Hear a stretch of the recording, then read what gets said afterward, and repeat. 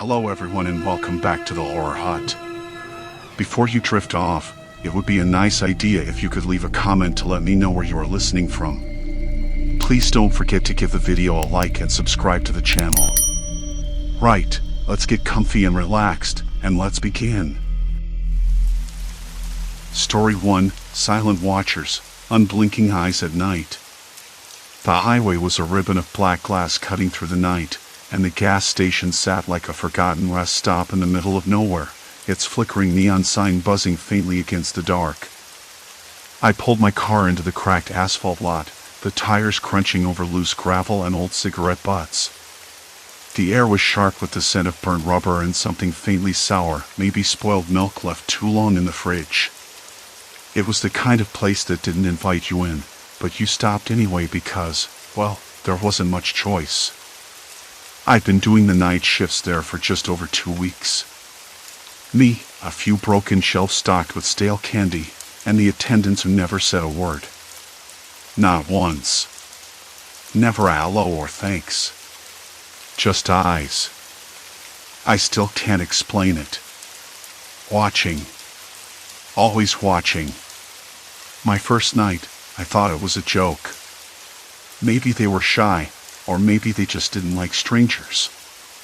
But it didn't take long for the silence to start feeling off. The way their eyes didn't blink. Not once. It was like they were part of the walls, or maybe the flickering fluorescent light overhead, too tired to move, but somehow too alert to ignore you. One guy, he never moved, just stood behind the counter, hands folded, staring like he was waiting for something. Like they all were. I thought I was imagining it at first. Maybe I was just tired. Coffee didn't help. The gas station's old filter machine gurgled and sputtered, and the bitter taste stuck to my tongue. Outside, the wind pulled at the loose edges of the building's peeling paint, rattling a sign somewhere. A dog barked once, sharp and distant. Then silence. Complete silence. I'd caught myself glancing at the attendants more times than I wanted to admit. Once, I swore one of them blinked. But when I looked closer, no, that was wrong. Their eyes were too still, like painted glass. A trick of the light, maybe. But it got under my skin. Tonight was no different. I pulled the door open, the bell tinkling softly. The cold hit me in the face, sharp and long. Inside, the place smelled like stale coffee and old plastic. The fluorescent lights hummed overhead, one flickering erratically. The attendants stood behind the counter, their faces blank, eyes wide and unblinking. I tried the usual routine. "Evening," I said, voice low, trying not to sound like I was talking to mannequins. No response. Just those eyes. Watching. I shuffled over to the coffee machine, the handle cold and sticky under my fingers. The drip filled the pot with a slow, uneven splatter. I poured myself a cup, the bitter smell rising like a bad omen. The heat seeped into my hands, but it didn't warm anything inside me. The clock on the wall ticked. The second hand jerked forward, uneven, like it was struggling to keep time. A moth fluttered against the glass of the window, then rested, wings spread, unmoving. Outside, the wind had picked up, rattling the sign louder now. I tried to focus on the mundane details, the worn linoleum floor, the faded posters advertising car washes and snack deals, but my eyes kept drifting back to those attendants. There was something about the way they held themselves, too still, too quiet. Like they were waiting for me to do something wrong. To slip up. Maybe I was paranoid. Maybe I was just tired. But I couldn't shake the feeling that the watching was something else. Something worse. I glanced at the clock again. Just past midnight. The night stretched ahead, long and empty. Then, without warning, one of the attendants moved. It wasn't a blink. Not a twitch. Just a slow, deliberate turn of the head. the eyes still wide, still unblinking, locked onto mine. "Do you need anything?" I asked, voice barely above a whisper. No answer. Just that cold stare. My hands trembled. I set the coffee cup down with a clink that sounded too loud in the quiet. "Okay," I said, forcing a smile I didn't feel. "Just checking." The attendant's gaze didn't waver. The silence pressed in, thick and heavy. I wanted to leave. I wanted to run. But something kept me there, rooted to the spot. Curiosity? Fear? Maybe both. I told myself it was just a job. A place to kill time between shifts. But as I looked back at those eyes, I realized it wasn't just waiting. It was watching. And whatever it was waiting for, I was the only one who didn't know the rules. The night was far from over. And I had a feeling I wasn't going to like what came next. The streetlights flickered, casting erratic shadows that danced around us like restless spirits. I swallowed hard, trying to steady my breathing, my pulse hammering in my ears louder than the distant hum of the city. The figure's gaze held me captive, unblinking and unreadable, as if it carried a message they dared not speak aloud. A sudden gust of wind rattled the nearby trash cans, breaking the spell for a moment, but the unease lingered. I shifted my weight, weighing the risk of moving against the terror of staying. Every instinct screamed at me to flee, yet my feet felt glued to the cracked pavement. Somewhere deep down, I sensed that leaving might be the easier choice, but not the safer one. The night's shadows seemed to swell and pulse, hinting at secrets just beyond reach, and I knew that whatever was coming next wouldn't just change my night, it might change everything. The streetlights kept sputtering, their yellow glow stuttering like a bad signal, and the shadows they cast twisted into shapes I couldn't quite name. I glanced back at the gas station, its flickering neon sign buzzing tiredly. The attendants were still there, behind the counter, unmoving. No blinking. No words. Just those hollow eyes. I had to know more. Inside, the air, cold and heavy with silence, was thick with the scent of stale coffee and cleaning chemicals. The fluorescent lights overhead hummed softly, the one in the corner flickered like a warning. I rubbed my hands on my jeans, trying to shake the chill that wasn't entirely from the night air. "Hey," I said, voice low, almost a whisper, not wanting to break whatever spell held the attendants in place.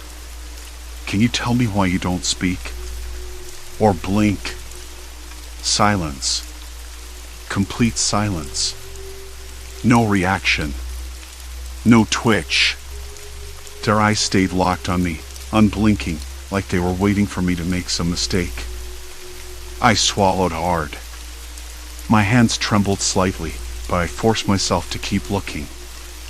I stepped closer to the counter, tilting my head. Is this some kind of game? A soft scrape came from the back room, metal dragging against concrete, and my head snapped to the sound. No one else was around. It was just me and these two statues behind the counter, and whatever else was lurking in the shadows. I tried to steady my breath, the stale air filling my lungs, tasting faintly of burnt coffee and old cigarette smoke. The fluorescent light flickered again, casting the room in a stuttered glow. My skin prickled. I scanned the shelves behind the counter, looking for anything out of place. There. A notebook, half hidden behind a stack of lottery ticket booklets. The edges were worn, pages dog-eared and stained with what looked like coffee rings. I reached for it, my fingers brushing the rough paper. The attendants didn't flinch. Not even a blink. I flipped it open. Scribbled lines filled with dates and times, weird notations beside each entry. Some were crossed out, others circled. I couldn't make sense of it right away, but it looked like a log. A record. Of what? I didn't know yet. "What is this?" I asked, voice barely audible. Still no answer. The silence pressed down on me, thick and suffocating, like the room itself was holding its breath. I looked back at the attendants. They were watching me now, still without blinking, their faces blank but their eyes sharp and unyielding. I could almost hear the unspoken words between them, a language made of cold stares and quiet threats. I closed the notebook and slid it back into place, heart thudding hard. I needed a break. Some fresh air. Outside, the wind had picked up, carrying the faint sound of a dog barking somewhere down the empty road. The night smelled of wet asphalt and something else I couldn't place, something metallic and faintly sour. I lit a cigarette, the flame catching on the first try. The smoke curled lazily, filling my lungs with bitter warmth. I tried to steady my shaking hands, but the jitters wouldn't go away. I thought about the notebook again. The dates. The times. Someone was keeping track of something important. Maybe dangerous. I had to find out what. As I finished the cigarette, a sudden noise made me jump, a low, almost inaudible tapping on the window beside the gas pumps. I turned sharply, heart racing, but saw nothing. Just the empty road and the flickering streetlights. No one there. I rubbed my eyes, wondering if I was imagining things. Inside the station, the attendants still sat motionless, eyes locked on me like they were daring me to crack. I stepped back in, closing the door behind me with a soft click. The temperature felt colder now, or maybe it was just me. My skin crawled. "Look, I don't know what's going on here," I said, voice shaking more than I wanted. "But I'm not leaving until I understand." No response. I paced behind the counter, trying to think. The notebook was a clue, but what did it mean? What were they waiting for? Some slip-up? Some rule I didn't know? I glanced at the security monitor mounted on the wall. The grainy black and white feed showed the pumps and the surrounding lot. Empty. Too empty. Then, a flicker on the screen. Movement near the far edge of the lot. A shadow. Just for a second. I leaned in, squinting, heart pounding. The shadow shifted, then vanished. I blinked. The attendants didn't. A cold realization settled in. This wasn't about a game. Or a prank. It was something else. Something calculated. I needed to find out what. I tried the small office door behind the counter. Locked. Of course. I rattled the handle. No luck. Whoever was running this place didn't want me poking around back there. I remembered the old payphone mounted near the pumps, its receiver cracked and yellowed. Maybe it still worked. Maybe I could call someone. Anyone. Outside again, cold air stinging my cheeks. The payphone felt rough in my hand. I lifted the receiver. Dial tone. A faint, crackling buzz. I punched in a number I barely remembered, a coworker's cell, a friend from my last job. No answer. Just a dead end. I hung up, frustration settling in like a stone in my gut. The attendants watched me from the window as I re-entered, faces unreadable. I caught one of them, the younger one maybe, studying me with that impossible gaze. No blink. No word. I forced myself to smile, a weak, awkward thing. "You've got to give me something," I said. "Anything." The older attendant finally moved slightly, just a tilt of the head, the smallest shift of an eyelid. A crack in the mask. My breath caught. "I'm not here to cause trouble," I added quickly. "I just want to understand." Silence again, heavy and complete. Then, the phone behind the counter rang. Sharp, jarring, slicing through the stillness. I jumped.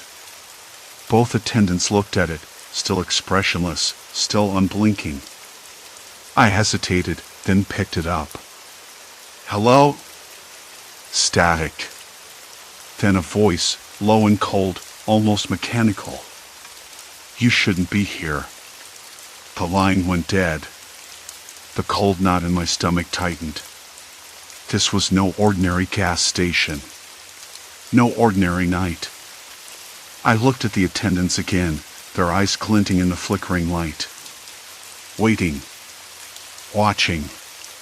And now, so was I. The line went dead. I held the receiver to my ear a moment longer, listening for anything, breath, footsteps, a click. Nothing. The silence was worse than the static that had come before. I glanced at the two attendants. They hadn't moved. Not a blink. Not a twitch. Just those eyes empty, sharp, waiting. It was as if the phone call had been a signal, a trigger nobody else was allowed to hear. The air inside the station felt colder suddenly, like the warmth had been sucked out through some unseen vent. My hands trembled, fingers tightening around the receiver. I lowered it slowly and set it back on the cradle with a clack that sounded too loud in the stillness. I don't know what that was, I said, voice too loud, cracking at the edges. But it's not normal. The older attendant's head tilted just a fraction, the slightest hint of a movement, almost mocking. I caught the younger one's gaze again. No blink. No acknowledgement. Just that impossible, unreadable stare. I swallowed hard. Look, I'm not leaving. Not until I get some answers. The older attendant finally spoke, voice low and gravelly, breaking the silence like a rough stone tossed into a glass pond. You're already too deep in. The words hit me like a punch. Too deep? What did that mean? I glanced around the cramped room, the faint hum of the flickering fluorescent light overhead, the smell of stale coffee and gasoline mixing with something metallic, iron, maybe? I rubbed my palms against my jeans, trying to steady myself. Too deep for what? I asked. The attendant shrugged slowly as if the answer was obvious but unworthy of explanation. You can't just walk away now. Not without consequences. A bead of sweat tracked down my temple. I forced myself to stay still, to think. The station was isolated, miles from the nearest town, no cell signal that I'd noticed, and now a cold warning from a voice I couldn't place. The idea of turning back felt impossible.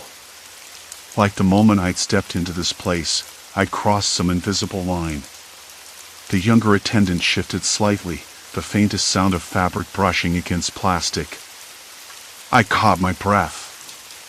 Are you saying I'm trapped? No reply. Only that gaze, unblinking and waiting. I looked toward the door. Outside, the night was thick and impenetrable. The highway stretched empty in both directions. I could almost feel the vast silence pressing in, like the night itself was waiting for me to slip up. Then, something caught my eye, a reflection in the cracked window behind the counter. A figure, standing just beyond the dim halo of the street lamp, watching. Not moving. Not blinking either. I blinked. No, 2 blinks. The figure didn't. Who's out there? I asked, voice barely a whisper. The older attendant didn't answer. Instead, he reached under the counter and pulled out a thick envelope, yellowed with age and worn at the edges. He slid it across the counter toward me, fingers still steady, expression unchanged. I hesitated. The envelope was heavy in my hands. No markings. No name. Just that weight, like it held something important, something that could change everything. My heart hammered in my chest as I peeled it open. Inside, a single sheet of paper. Typed words, neatly aligned but chilling in their simplicity. You are not the first to come here. You will not be the last. The Watchers see everything. They wait for the moment you let your guard down. There is no leaving. Only becoming part of the silence. My breath caught. I read it twice, then a third time. The cold knot in my stomach tightened. This was no ordinary place. No ordinary people. The attendants weren't just silent watchers, they were warnings. Guardians of something I couldn't yet name. I looked back up. The younger attendant's eyes were fixed on me, unblinking, watching for my reaction. Becoming part of the silence? I repeated, voice trembling. What does that even mean? The older man leaned forward slightly. You've seen the empty roads, the quiet nights. People come through here, sometimes by accident, sometimes because they're looking for something they can't name. His voice dropped to a whisper. Once you stay, the station changes you. I wish I were making this up. You learn to watch, to wait, to never blink. I swallowed hard. You're saying I'm supposed to stay here? Like you? He nodded slowly. There's no way out. Not anymore. I felt the world shift beneath me, the floor tilting just slightly, threatening to swallow me whole. I thought of the highway, empty, endless. Of the distant dog barking somewhere beyond the tree line, a sound that suddenly felt like a plea. I thought of the phone call, the cold, mechanical voice telling me I shouldn't be here. Of the figure in the darkness, still watching. I wanted to run, to tear open the door and disappear into the night. But I knew it was useless. I was trapped, caught in a web I couldn't see. The younger attendant took a step back. For the first time, his mouth moved, forming words without sound. I saw the shape of the phrase clearly, "Don't go." But I was already reaching for the door handle. My fingers brushed the cool metal. I pulled. Locked. The latch wouldn't budge. Panic bubbled up, hot and sharp. I pounded the door with my fists. Let me out. I shouted. No answer. The older attendant moved behind the counter and flipped a switch. The flickering fluorescent light steadied, bathing the room in harsh white. I looked around, searching for anything, any escape route, any sign of weakness. Nothing. Then a new sound, soft, rhythmic, almost like breathing. It wasn't mine. It wasn't theirs. It came from somewhere deeper in the station, behind a door I hadn't noticed before, half hidden in shadow. I stepped toward it, every nerve screaming at me to turn back. The air grew colder still, the smell sharper, like dust and rust and something I couldn't place, something old. I reached out and touched the doorknob. It was icy, slick beneath my palm.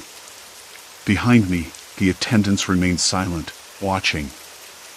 I realized then I no longer had a choice. Whatever was behind the door was part of this place. Part of what kept them silent and unblinking. And now, part of me. I twisted the knob. The door creaked open.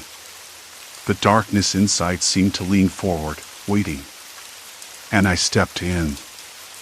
The door swung open slower than I expected, the rusty hinges groaning like they hadn't been disturbed in years. I stepped inside. The floor was uneven, coated with a thin layer of dust that didn't settle so much as cling. My boots made no sound, but I could feel the gravel beneath the concrete, gritty and loose.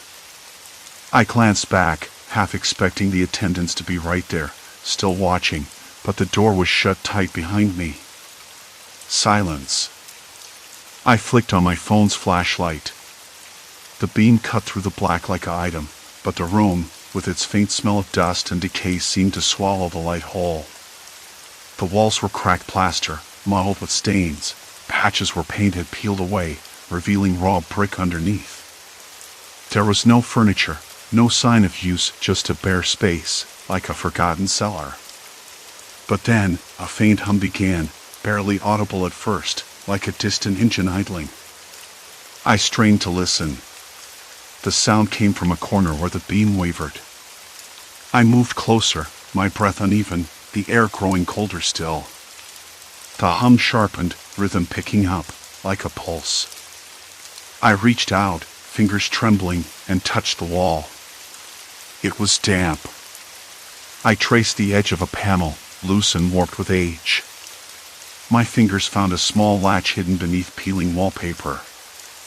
I pulled it open.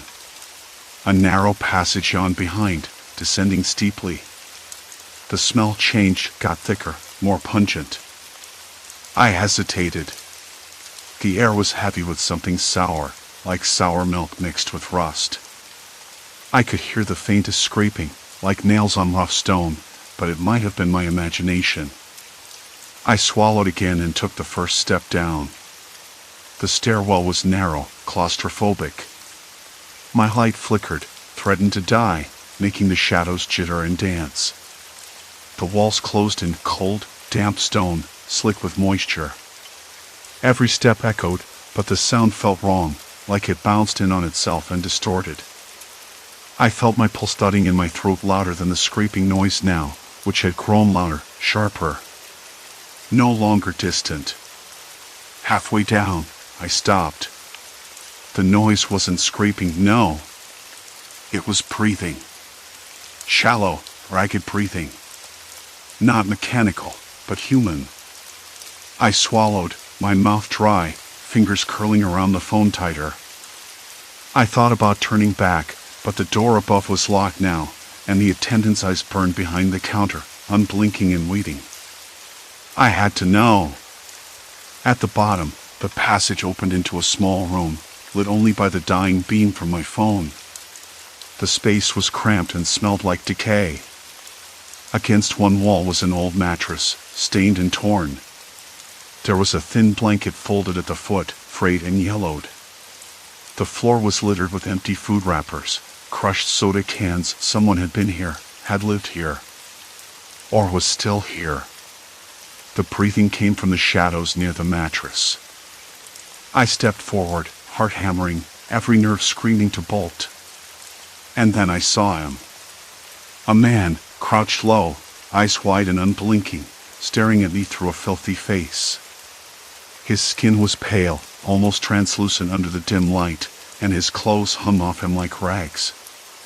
He didn't move, didn't blink, just watched with a kind of hollow intensity that felt like it was reaching into my chest.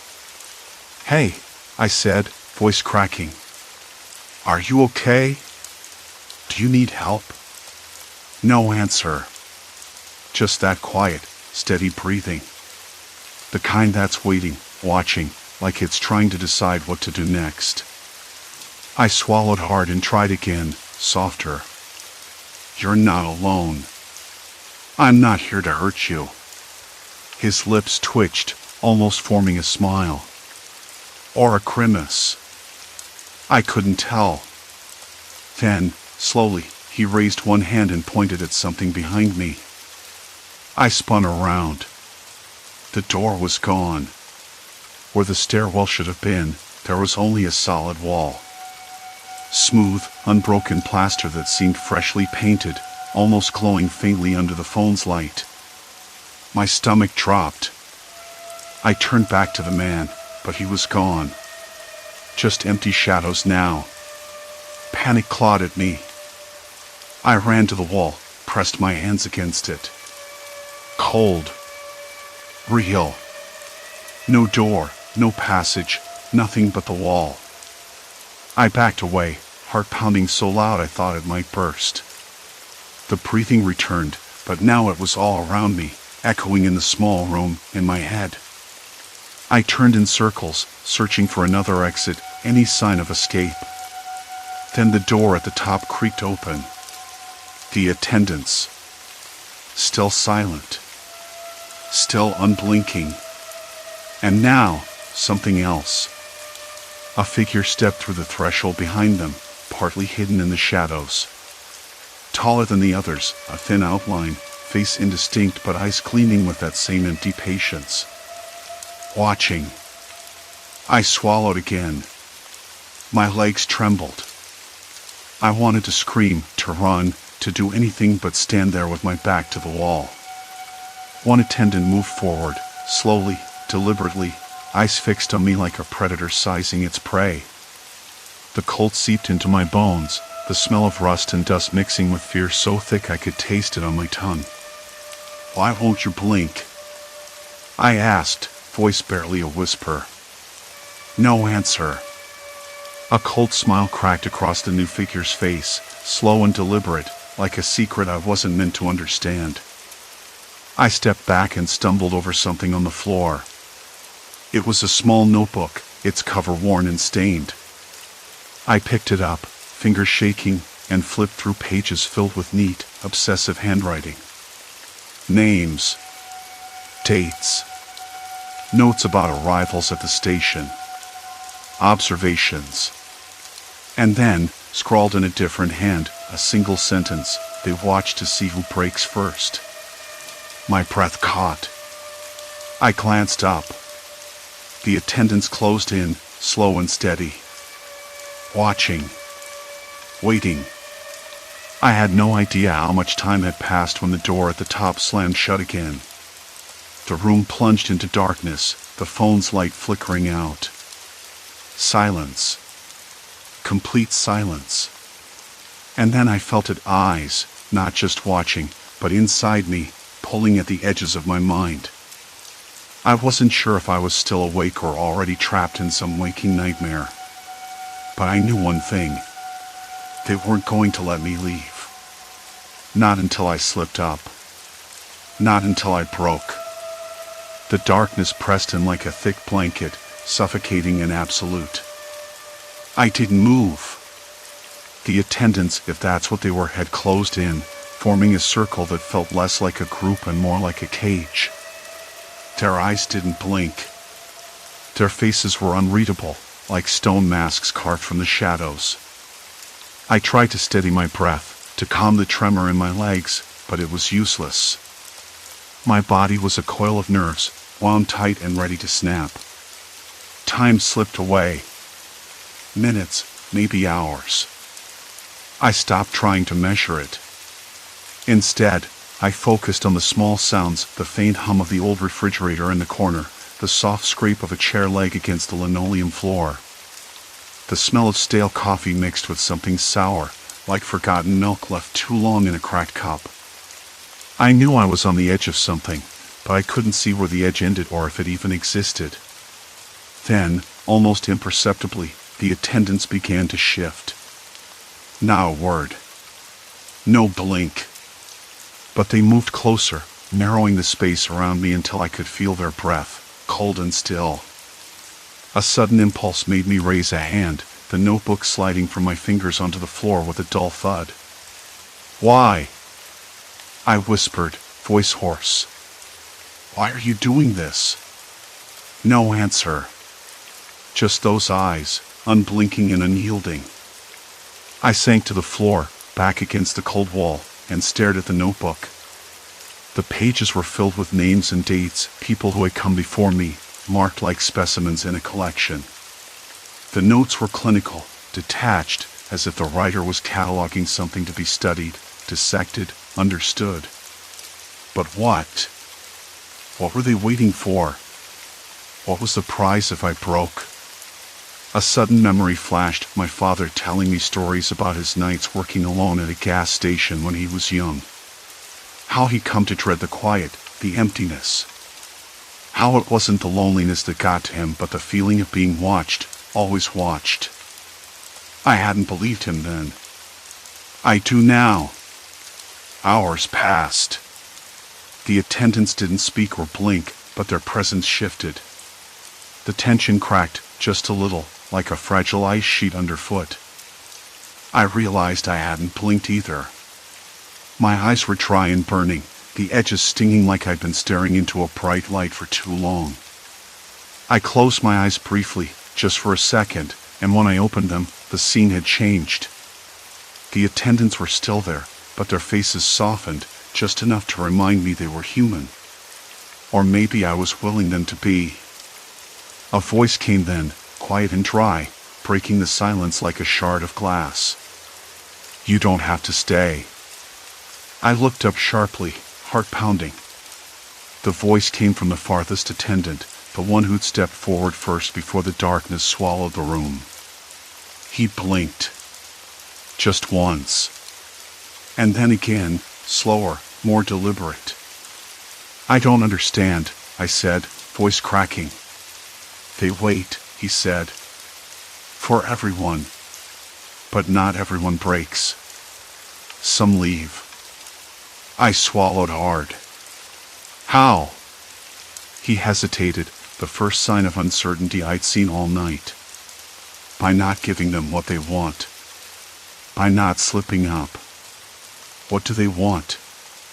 He looked away, eyes flicking to the floor. "Control. To see fear. To see you doubt yourself. That's their game." I shook my head. "But why?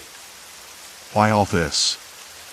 He shrugged, a small, human gesture that felt almost foreign here. "Because they can. Because no one's around to stop them." Silence settled again, but it was different now. Less suffocating, more real. I stood slowly, the notebook still on the floor. "I'm going to leave." He nodded. "You can. But you have to mean it." I didn't know what that meant exactly, but I knew I had no choice. I stepped toward the door, the attendants parting like a sea of shadows. The cold night air hit me like a wave, sharp and bitter. Outside, the gas station looked ordinary. The flickering neon sign hummed overhead, the cracked pavement stretched under a sky thick with stars. I didn't look back. The drive away was a blur. The road beneath me felt endless, the radio static filling the silence in the car. I kept the notebook on the passenger seat, its weight a reminder of what I'd left behind.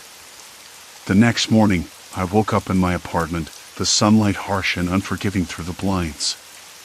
My hands trembled as I reached for the coffee cup on the table, the bitter taste grounding me. I stared at the notebook, now closed, its secrets still echoing in my mind. I thought about calling someone, anyone. But who would believe me?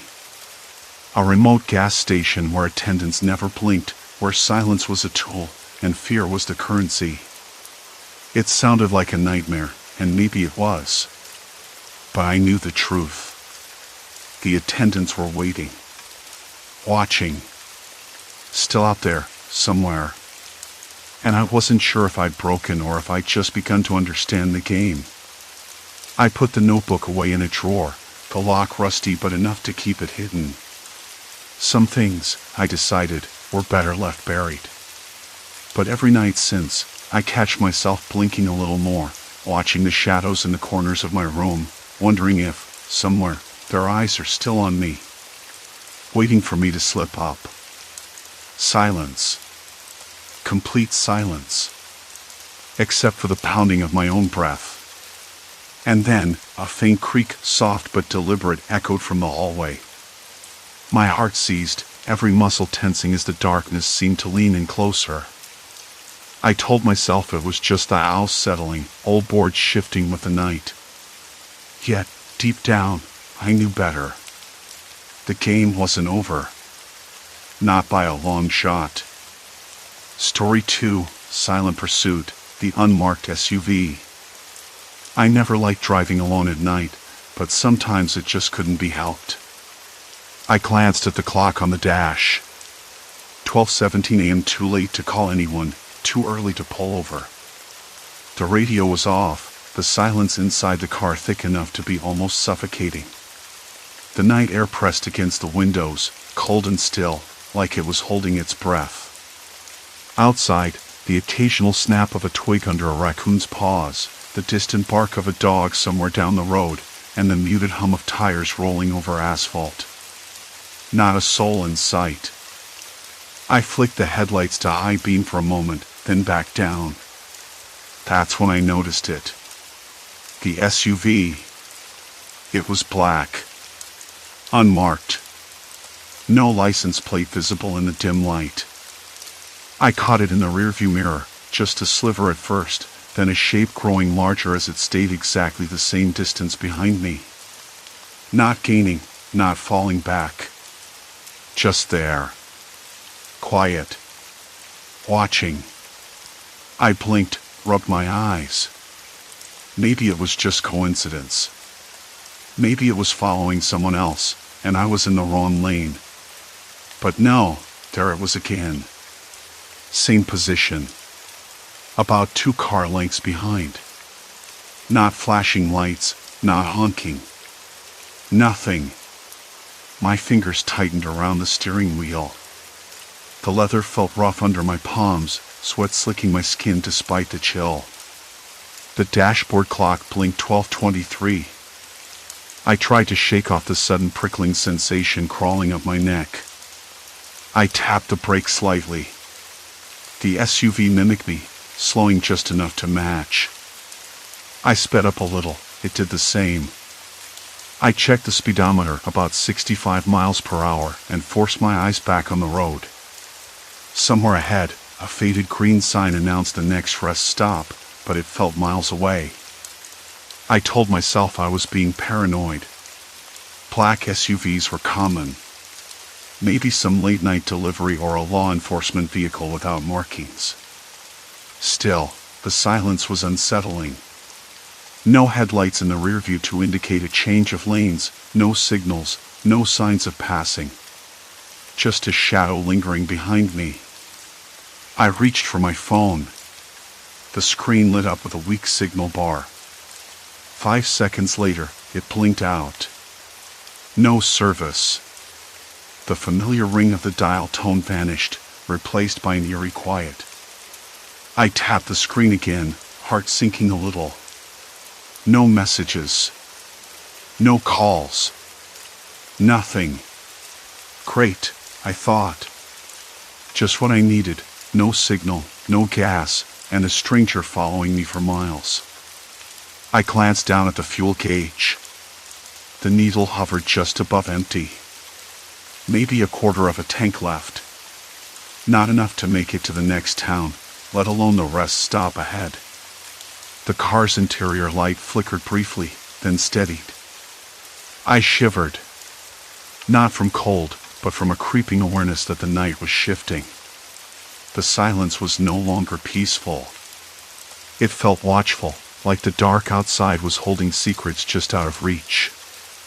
I tried to focus on the road. The highway curved gently to the left, then right, the trees on either side forming dark, looming shapes against the faint glow of the moon. I caught the faint scent of pine, sharp and clean, mixed with the dampness of earth cooling after a recent rain. Somewhere nearby, a coyote howled a long, mournful sound that made my throat tighten. I blinked hard. The SUV was still there.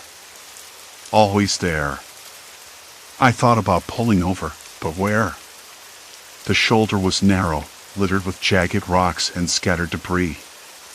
The last thing I wanted was to get stuck on some forgotten stretch of highway with an unknown car parked behind me. I tried to call my sister again. No luck.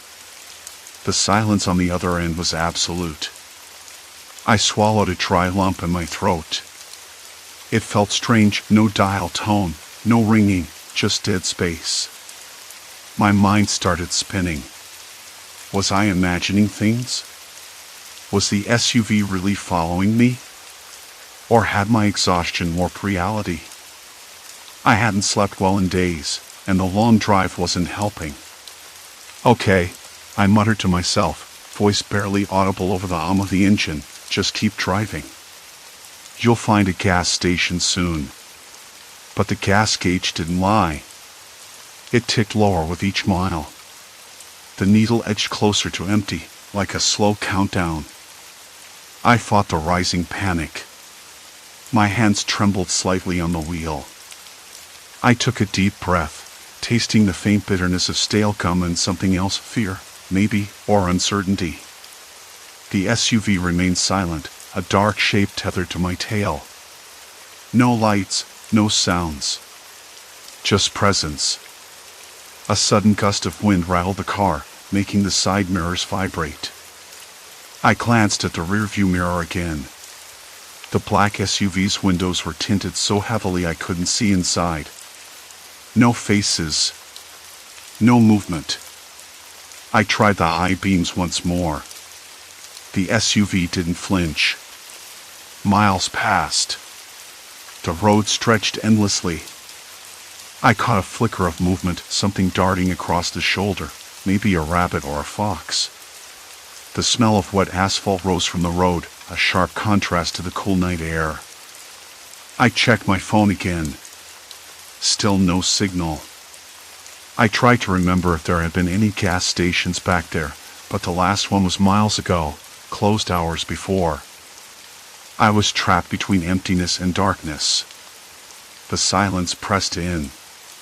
The only sound was the steady tick of the turn signal as I nervously tapped it left, right, left, trying to break the tension. Then, without warning, the SUV's brake lights flickered. Just for a moment. Then off. I jerked the wheel slightly, heart pounding. Was it a warning? A mistake? My mind raced with possibilities, none of them comforting. I swallowed hard, trying to steady my breathing. "You're okay," I whispered. "It's just a car. Someone out here, just like you." But the night had changed. The road ahead was no longer just asphalt and trees. It felt like a stage set for something I couldn't quite see yet. I glanced at the gas gauge one last time. The needle hovered dangerously close to empty. I would have to stop soon. And the black SUV would be waiting. Silence. Complete silence. The night was watching me back. The brake lights blinked again. The highway stretched ahead like a dark ribbon, lined with skeletal trees swaying in a cold wind I hadn't noticed before. The air tasted faintly metallic, maybe the aftertaste of exhaust fumes or something else. I swallowed hard again. The gas gauge dipped lower, the little orange light blinking at me like a warning bell. I tapped the signal once more, left, right, left, just to check if I could feel anything normal. The clicking echoed in the cabin, a small, rhythmic sound that felt like the last tether to sanity. The SUV's brake lights flickered again. This time, the flash was longer. More deliberate. I thought about pulling over, but where? The shoulder was gravel and dirt, and the trees pressed in so close I could almost hear branches scraping the paint. No houses. No lights. Just me and that SUV. The thought of stepping out in the dark was worse than staying inside. The night had thickened, pressing against the glass like it wanted in.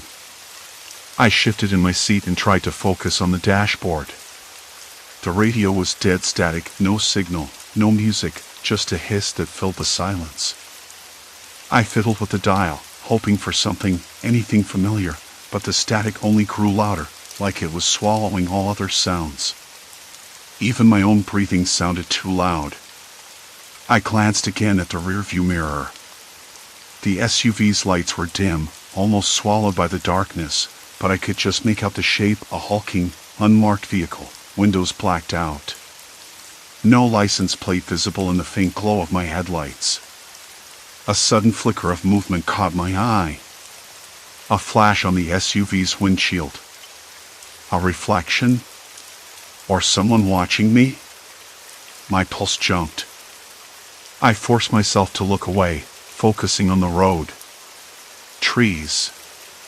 Road. Nothing else. My phone buzzed briefly in my pocket, a vibration that made me jump. I pulled it out, hoping for a message or a call, but the screen said no service. I tilted it this way and that, searching for a signal bar. Nothing. The battery was at 20%, not enough to last long if I needed it. I thought about the gas station I passed hours ago, closed, shuttered, like a tomb. No other stops for miles. The needle was almost on empty. If I kept driving, I'd be stranded in this empty stretch of highway with that SUV right behind me. If I stopped, I didn't know what would happen. The thought made my fingers tighten on the steering wheel. I tried to reason. Maybe someone was lost, or a cop running a quiet check, or a neighbor from the last town. But nothing added up. No sirens, no flashing lights, no attempt to pass. Just that ominous tailing, like a heavy cloud settling in. I reached down for the glove compartment, thinking maybe I'd left a map in there. I found a crumpled, folded paper, the last map I'd bought for a long trip years ago. I unfolded it carefully, the paper crackling in the still air. The highway was marked clearly, but the area ahead was blank, just a smear of gray where the map ended. A name caught my eye, Hawthorne Junction. The spot where I was headed. According to the map, it was just a few miles ahead, but no detail on what was beyond. No services, no towns, just a pin on an empty stretch. I exhaled slowly. I had to stop. I had to find out what was going on, and running blindly into this night felt worse than facing whatever was waiting. I eased the car to the side of the road where the shoulder widened just enough to pull over. The gravel crunched under the tires, breaking the silence with a small, sharp sound. The SUV mirrored the movement, slowing down but not stopping. It idled a few car lengths behind me. I killed the engine. The sudden silence was oppressive. The dashboard lights dimmed and died, leaving only the faint glow of the moon filtering through the windshield. My hands trembled as I reached for the door handle, then pulled back. No! Not yet. I turned on the dome light briefly and spotted my phone again, the screen dark but warm in my palm. I pressed the power button. No signal. What do you want? I whispered, not entirely sure if I was talking to the SUV, the night, or myself. The black shape behind me remained still, no headlights, no movement. Just a heavy presence. I glanced down the road, hoping to catch a glimpse of something ahead, a sign, a light, a passing car, but it was empty. Only the sound of wind threading through the trees and the occasional distant bark of a dog somewhere far off. Then, from the darkness on my right, a soft crunching sound. Footsteps? My eyes snapped toward the edge of the shoulder. Nothing visible. Just shadows and the low hum of the night. My breath hitched. I reached for the door lock again, clicking it twice. The lock indicator popped up. Locked. I leaned back against the seat, trying to steady my racing heart. This wasn't just paranoia anymore. Something was wrong. The SUV wasn't just a coincidence. I pulled out my phone again, this time opening the flashlight. The beam cut through the darkness, painting the gravel and trees in harsh white. I caught movement again, near the edge of the woods. A figure? No, just a branch swaying in the wind. Relief, quick and shallow. But the knot in my stomach tightened. Then the SUV's brake lights flickered once more, longer this time, almost like a code. 3 flashes. Pause. 2 flashes. Pause. My mind scrambled. Was it a warning? A countdown? A message? I tried to count back, but the pattern didn't make sense. I whispered, "Okay, okay. What do you want from me?" Silence answered. I sat there for a few long minutes, the engine off, the night pressing against the windows, my phone a useless rectangle in my lap. The SUV stayed put, watching, waiting. Finally, I decided I couldn't just sit and wait. I needed more information. I grabbed the map again and looked for any side roads, any turnoff that might lead to light or people. There was one, an old logging road, barely marked, just a thin line breaking up the highway a mile ahead. It wasn't on my GPS, probably unpaved and forgotten. But it was something. I started the engine again, the hum breaking the silence. I signaled right and carefully turned onto the gravel road. The tires kicked up dust and small stones. The SUV followed, silent as ever. The road narrowed quickly, trees crowding in close, branches scraping the sides of the car. The moon flickered behind clouds, shadows playing tricks on the edges of my vision. Then, a sudden sharp smell, a faint, acrid scent, like burnt rubber mixed with something chemical. I wrinkled my nose, trying to place it. It was faint but unmistakable. Ahead, the road curved around a bend. I slowed, trying to see what was there. I gripped the wheel tighter. The SUV was right behind me now, close enough that I could see the outline of the driver's side mirror, the dark windows impossible to peer into. The glow ahead grew brighter as I approached. It wasn't a campfire. It was a cluster of old streetlights, half broken and flickering, casting long shadows over a small clearing. A few rusted vehicles sat abandoned near a dilapidated building, the paint peeling and windows boarded up. I pulled over near the edge of the clearing, heart drumming loud in my ears. The SUV stopped beside me, engine idling low. I killed my engine again, the silence overwhelming. Then, from the shadows near the building, a figure emerged. Tall, thin, hands shoved deep in coat pockets. No face visible in the dark, just a shape. I swallowed, voice barely steady. "Hello?" The figure took a slow step forward. The night seemed to. The road curved sharply, the gravel crunching under my tires, each stone kicking up a tiny spray that smelled faintly of dust and decay. I caught my breath, steadying my hands on the wheel. That odd chemical smell, the burnt rubber mixed with something sharper, was stronger here, almost cloying. I glanced in the rearview mirror. The black SUV hovered there like a shadow, its dark windows reflecting nothing but the pale moonlight. It didn't flick its lights or flash them. Didn't honk. Just followed. I swallowed hard. The logging road was narrower now, trees pressing in from either side. The branches scraped against the car's paint, making a soft, eerie sound that set my teeth on edge. The air had cooled, dampened by the dense canopy overhead. That smell, the chemical burn, was unmistakable and growing stronger. My stomach twisted at the thought. What was out here? What had the SUV been trailing me for all this time? I flicked on the dome light inside the car for a moment, just enough to check the fuel gauge. The needle was dangerously close to empty, below the quarter mark now. I'd hoped the logging road might lead somewhere, maybe to a gas station or a house, but I was starting to think it was a dead end. Which meant I was stuck. Alone. And with whoever was in that SUV. The radio crackled with static. No stations. My phone screen flashed no service again, stubbornly refusing to connect. I tried the map app one more time, nothing. The logging road didn't even register as a trace anymore, it was just a thin, gray line fading into the blackness. Every instinct screamed at me to turn back, but every turn seemed to be blocked, either by dense woods or that silent black vehicle. I exhaled, heavy and slow. There was no real choice now. I was past the point of no return.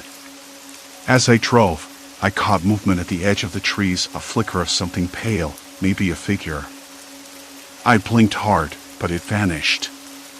Could have been a trick of the shadows. Even the moonlight was patchy here, flickering with the clouds that scuttled across the sky. I told myself it was nothing, but my skin prickled like static. The smell was stronger now. Like something burning, but also chemical, like an industrial cleaner or pesticide mixed with something acrid and sharp. It burned at the back of my throat. I rolled down the window just a crack. The cold night air rushed in, carrying the scent with it, sharper, colder, almost metallic. The SUV stayed close. Closer than seemed natural for a vehicle on a narrow, deserted road. It didn't try to pass or signal, but it was there, always there, like a phantom waiting for me to make a mistake. I glanced back again, and this time caught something new, a small, flashing light on the SUV's dashboard. Not headlights. Not brake lights. A dim, pulsing red glow, like a warning light, but I couldn't be sure what it meant. Maybe a dash cam? Or some kind of surveillance? My mouth went dry, and I swallowed, forcing myself to stay calm. My mind churned through every possibility. Could this be a cop? But why no lights or sirens? Why the silence? And why follow me so deliberately, so patiently? No cop would tail a car like this for miles without identifying themselves. I tried the horn once. Just a quick beep. The SUV didn't react. No flash of lights, no change in distance. It just stayed put, a steady presence in the rearview mirror. I tapped the steering wheel. Look, I don't know who you are or what you want, but I'm not stopping, I said aloud, the sound of my own voice feeling strange in the thick, cold night. Just let me go. Silence. Complete silence. No response. No movement. The logging road twisted again, and the shadows deepened. Ahead, the trees thinned slightly, and I caught sight of something I hadn't expected, an abandoned structure. It looked like an old warehouse or maybe a storage shed, its walls sagging and covered with peeling paint and patches of moss. The roof was half collapsed. My heart picked up. Could this be a place to stop? To get out of the car and maybe find help? Or at least a phone signal? I slowed, turning onto the rough shoulder. The tires kicked up gravel and dirt. The SUV followed, sliding smoothly onto the shoulder just behind me. I cut the engine. The sudden silence was almost suffocating. The chemical smell was stronger here, almost overpowering. I rolled down the window fully and leaned out, breathing it in. It was sharp and biting, like burnt plastic mixed with something industrial. The kind of smell that sets your skin on edge. I looked around. No sign of life. No lights anywhere except the occasional flicker of distant stars behind the clouds. The warehouse stood like a relic from a forgotten time, its doors hanging open just enough to reveal darkness inside. I reached for the door handle, then hesitated. The SUV's engine idled behind me, quiet but alive. The red glow from its dashboard pulsed steadily in the rearview mirror. I stepped out of the car, the gravel crunching beneath my boots. The cold night air wrapped around me, the smell thick and unsettling, the silence heavy and weighty. I took a few cautious steps toward the warehouse, the wood groaning softly under a breeze I couldn't feel. Suddenly, a voice came from the dark inside the building. Low, calm, almost conversational. Too close. Don't do that. I froze. My breath hitched. The voice was neither angry nor threatening, but it carried a weight, a quiet authority. It echoed off the walls, swallowed by the shadows. Who's there? I called, my voice cracking. The sound felt small and fragile in the vast emptiness. Look around, the voice said. You're not going anywhere tonight. A cold shiver ran down my spine. I wanted to run back to the car, slam the doors, lock them tight. Under the heavy cloak of darkness, the road stretched endlessly without a single soul in sight. The SUV's door opened quietly behind me. I didn't turn around. The smell hit me again, overwhelming now, a mix of fear and something chemical, something I couldn't place but knew I'd never forget. And for the first time, I understood. This wasn't some random tale. It wasn't a mistake or coincidence. They had been waiting, watching, planning, and now there was no escape. I didn't move. The cold pressed in on me from every side, heavy like wet fabric clinging to skin, the kind that seeps deep and doesn't let go. The voice inside the warehouse wasn't just close, it was inside my head now, as if the shadows themselves had learned to speak.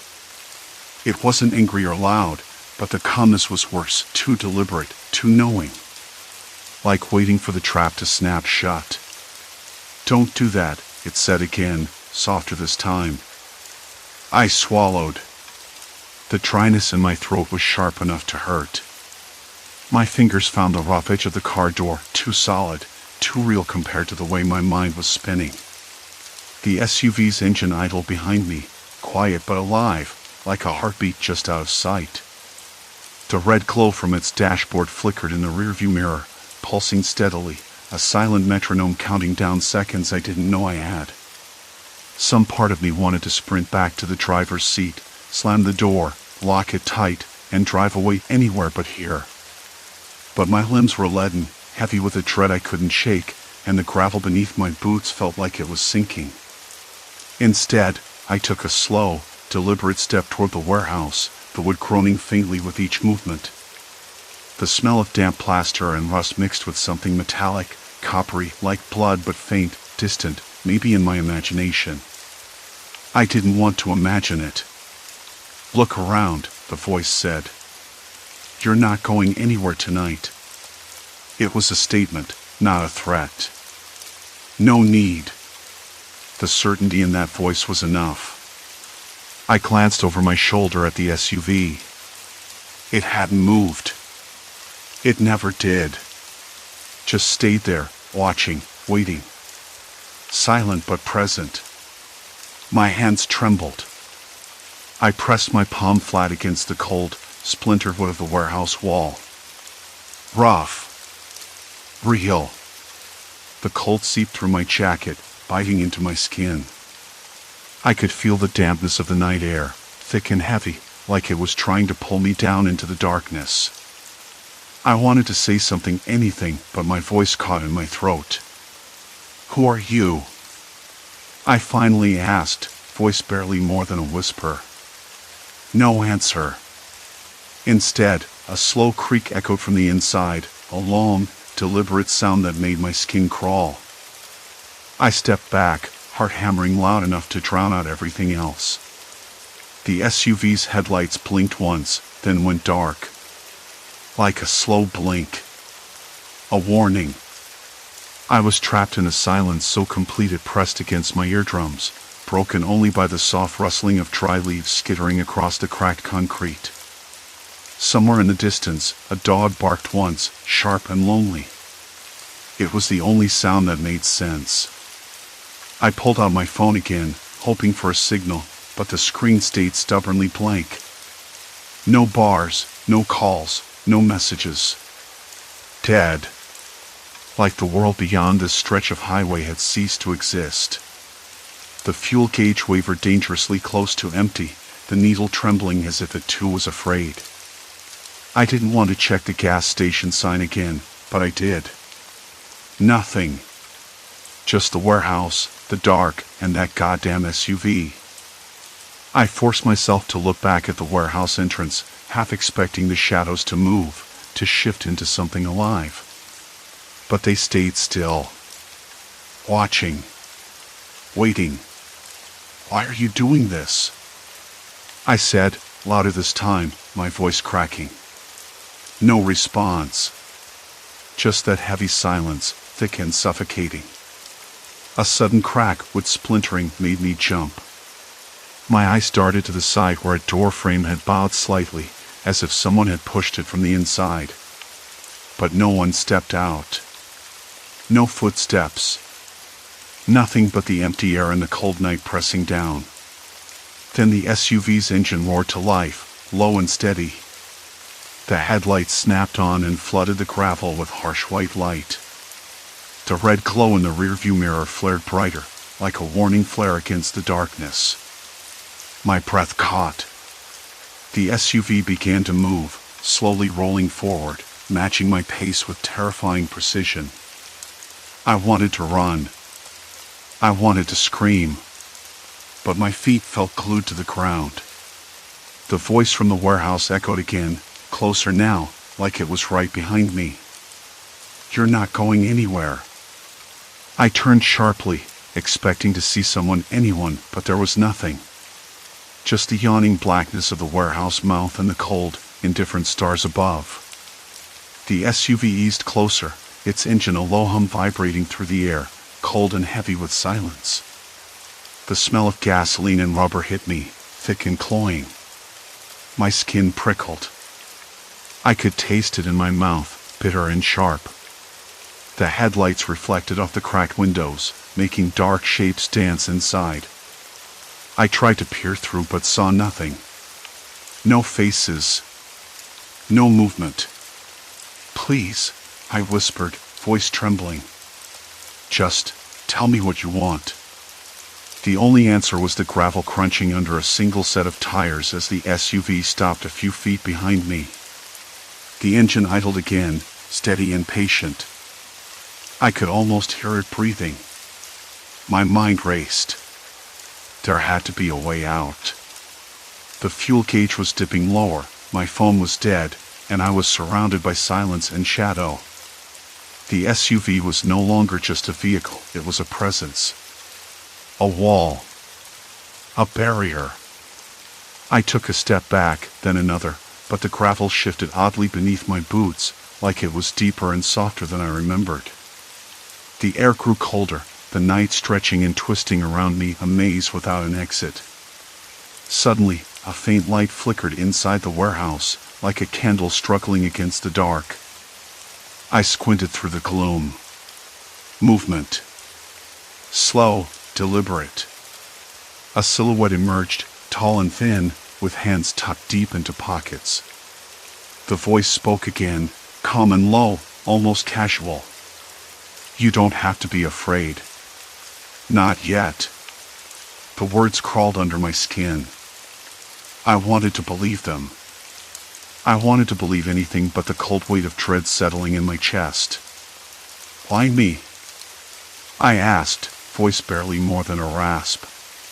The figure stepped forward, and a faint smile brushed their lips, a smile that didn't touch their eyes. "Because you don't run," they said. A shiver ran down my spine. I realized then that this was no random encounter. No mistake. This was planned. Calculated. I was the target of something I didn't understand, caught in a game I didn't know how to play. The road was empty now, stretching out like a thin ribbon under the moon's pale light. Cold air pushed through the cracked window, carrying the scent of damp earth and something faintly metallic, maybe rust or the remnants of old car brakes. I could hear the tires hum against the asphalt, a steady, predictable sound, but it did little to calm my nerves. I glanced in the rearview mirror again. There it was. The black SUV, as silent and still as a shadow that refused to fade. I couldn't tell if it was the same vehicle. Maybe my mind was playing tricks, but the shape, the way it kept its distance, never close enough to be threatening, never far enough to be safe. It followed, like a patient predator or a relentless ghost. I had been on that stretch of highway for over an hour, and the SUV hadn't made a single move to pass me or disappear. My phone was dead. No signal. The screen was a lifeless black slab in my hand, mocking me with its uselessness. The gas gauge was dipping into the red zone, the needle hovering dangerously close to empty. The low fuel warning blinked at me with annoying persistence, but I wasn't ready to stop yet, not while the SUV was still there. I tried to convince myself it was just a coincidence. Maybe someone heading the same way, maybe a cop or a road worker. But the silence of the SUV was unnerving. No lights flickering, No turn signals, no movement except for the slow, steady shadow it cast behind me. The thought of pulling over made my skin crawl. I pictured the windows rolling down, a stranger's face appearing in the dark, the silence broken by a voice that would shatter everything. I swallowed hard and tightened my grip on the steering wheel. My knuckles turned white. The highway wasn't supposed to be like this. Not at this hour, not with no one around for miles. Usually, there was at least a gas station or a diner open somewhere. But tonight the world felt empty, like I was the only person left alive. I flicked the radio on. Static. A few faint, crackling noises, but no music, no voices. That added to the feeling of isolation. I reached down for the glove compartment, my fingers brushing against the worn map I'd stuffed in there the week before. Old-fashioned paper, creased and folded, a reminder of a simpler time when you could just pull over and ask for directions. But that would mean stopping.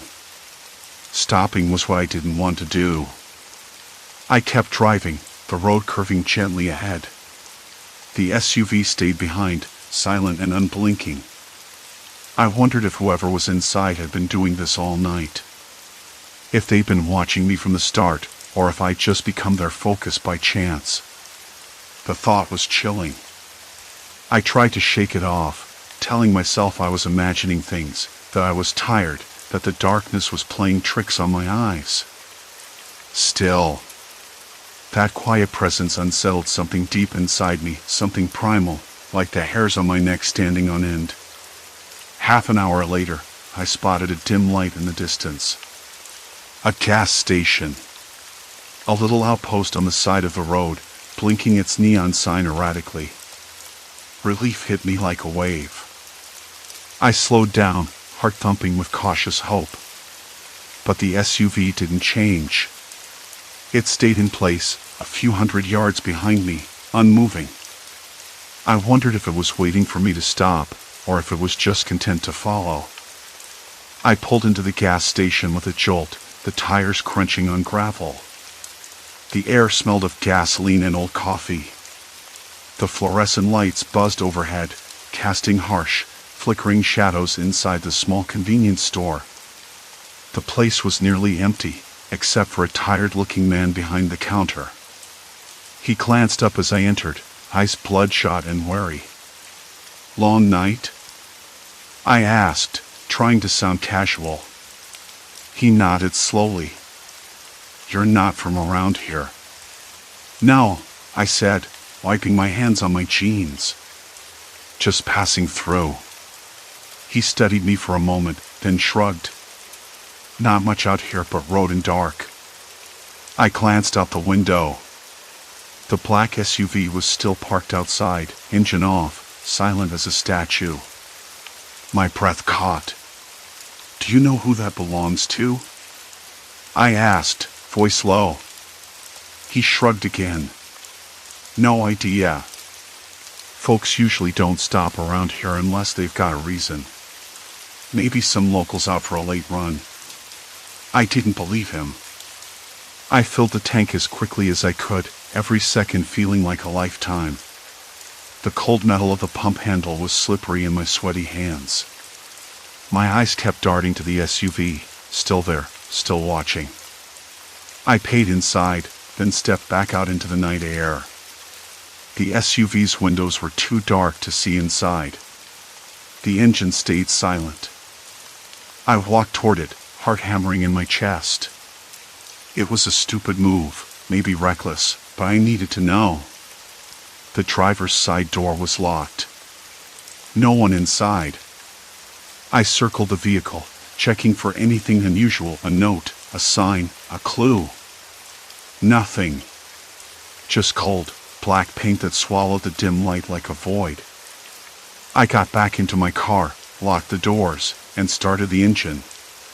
The SUV remained where it was. I pulled back onto the highway, the gas gauge slowly climbing from empty. The phone still dead. The radio still silent. And the SUV? It vanished. No taillights, no shadow, no sign of it anywhere. I drove on, the knot in my chest loosening just a fraction. Maybe it was over. Maybe I'd imagined it all. But the feeling lingered like a cold breeze crawling under my skin, a whisper I couldn't chase away. As dawn began to lighten the sky, the world started to feel real again.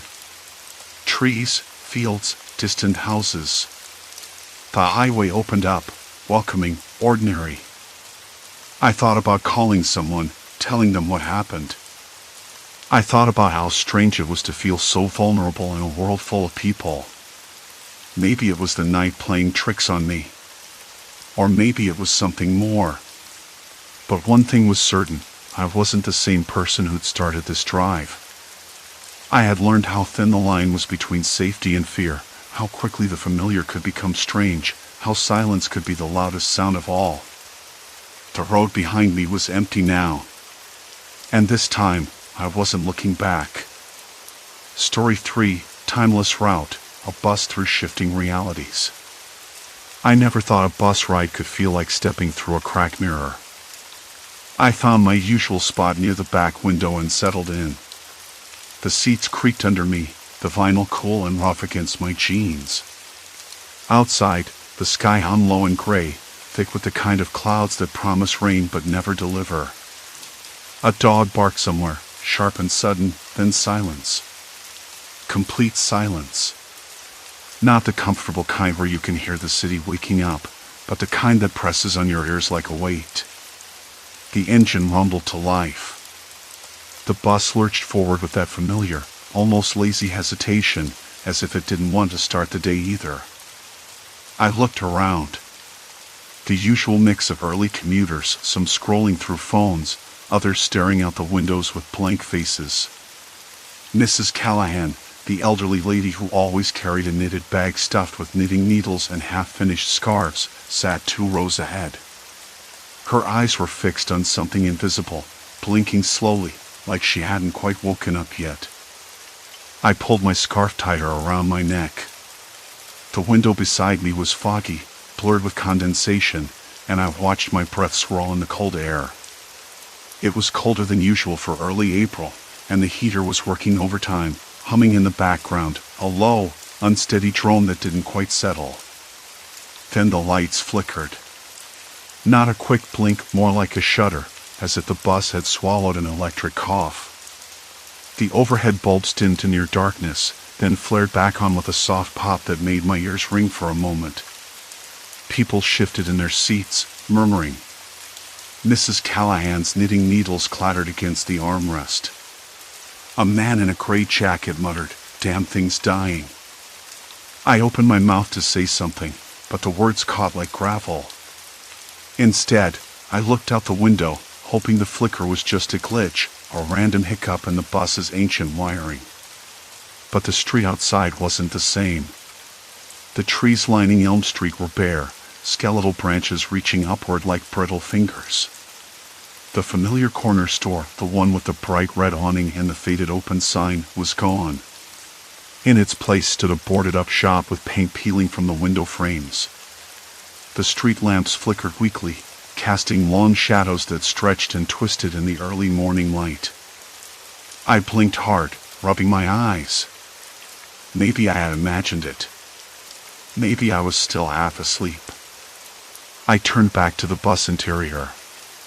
It looked unchanged, but the people were different. The man in the gray jacket was gone. Mrs. Callahan's knitted scarf had vanished, replaced by a plain black purse on her lap. The young woman who usually sat beside her, Jen, with her loud laugh and checkered backpack, was nowhere to be seen. A cold wave slid down my spine. I swallowed and tried to steady my breathing. "What the hell?" I whispered under my breath. Did the bus just change? The voice was low, uncertain. I looked up to see a teenager in a faded baseball cap, sitting near the front with his hands gripping the railing. His eyes darted around, wide and unsettled. "I thought I was losing it," I said, though my voice sounded strange, like it belonged to someone else. He shrugged, but his lips were tight. "No, something's wrong." The bus creaked again, the engine stuttered, and the lights flickered once more. This time, the change was more pronounced. Outside, the street was bustling, not with the sleepy commuters I expected, but with people dressed in clothes that might have come from a century ago. Men in suspenders and flat caps, women in long skirts and shawls, all moving with a hurried purpose, their faces hard and unfamiliar. The corner store had transformed yet again, now a small apothecary with hand-painted signs and dusty windows. Inside the bus, the air was thick with the scent of coal smoke and damp wool. The heater's hum was gone, replaced by the faint clatter of hooves on cobblestones and distant voices raised in urgent conversation. I gripped the seat in front of me, my knuckles white. This can't be real. I'm dreaming. The teenager shook his head slowly. No dream I've ever had. The bus stopped with a lurch that sent a few passengers stumbling. I looked around.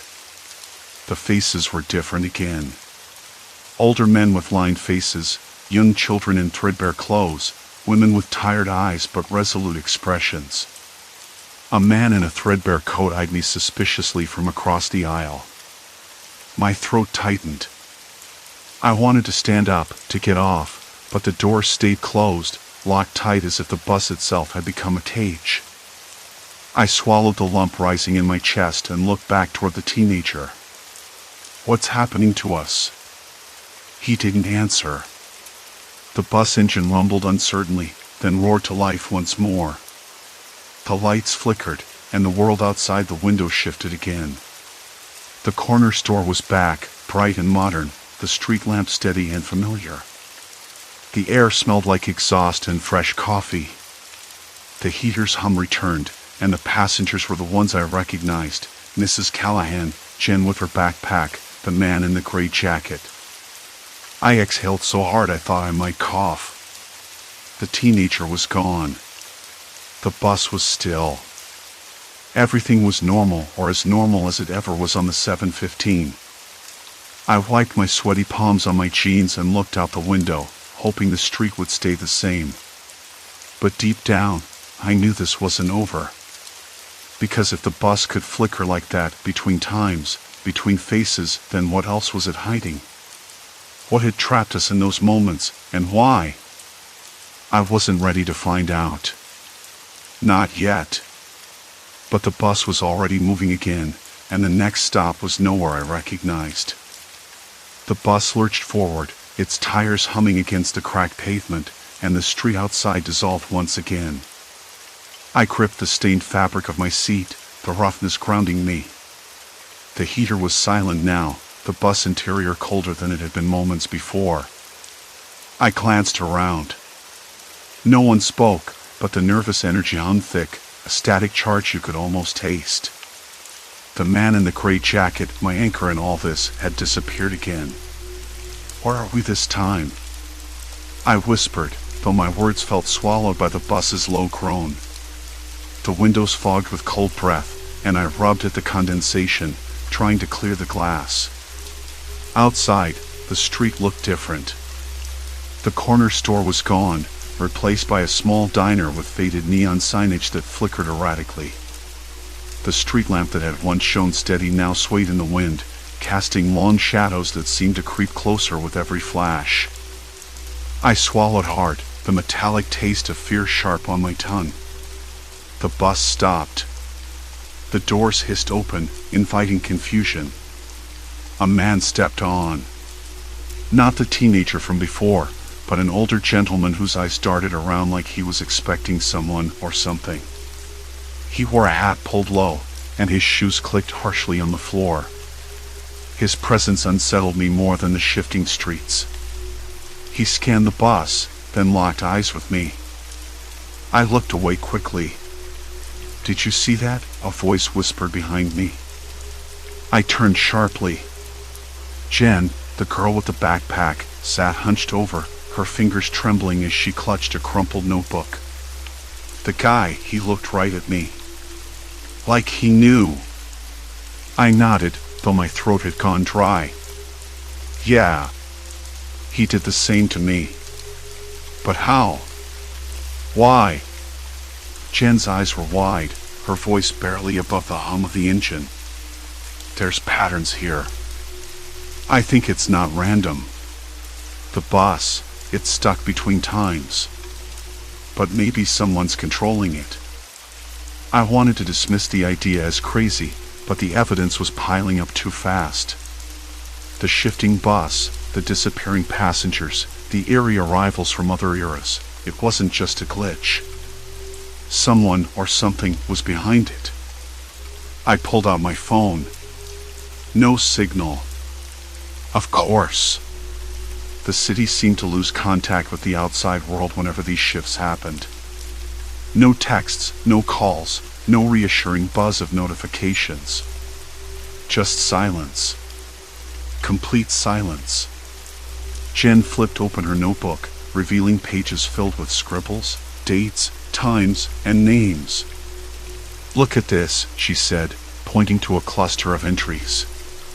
Every time the bus flickers, it aligns with some event: a protest in the 60s, a blackout in the 80s, a construction accident in the 90s. People disappear or appear based on these moments. I studied the scrawled handwriting. It was obsessive, borderline frantic. But the details made sense. You've been tracking this? She nodded, running a hand through her tangled hair. Since last week. I thought I was losing it. But now I'm not so sure. The bus jolted again, the heater sputtering back to life with a weak hiss. The temperature rose slightly, sweat prickling the back of my neck. I glanced at the windows.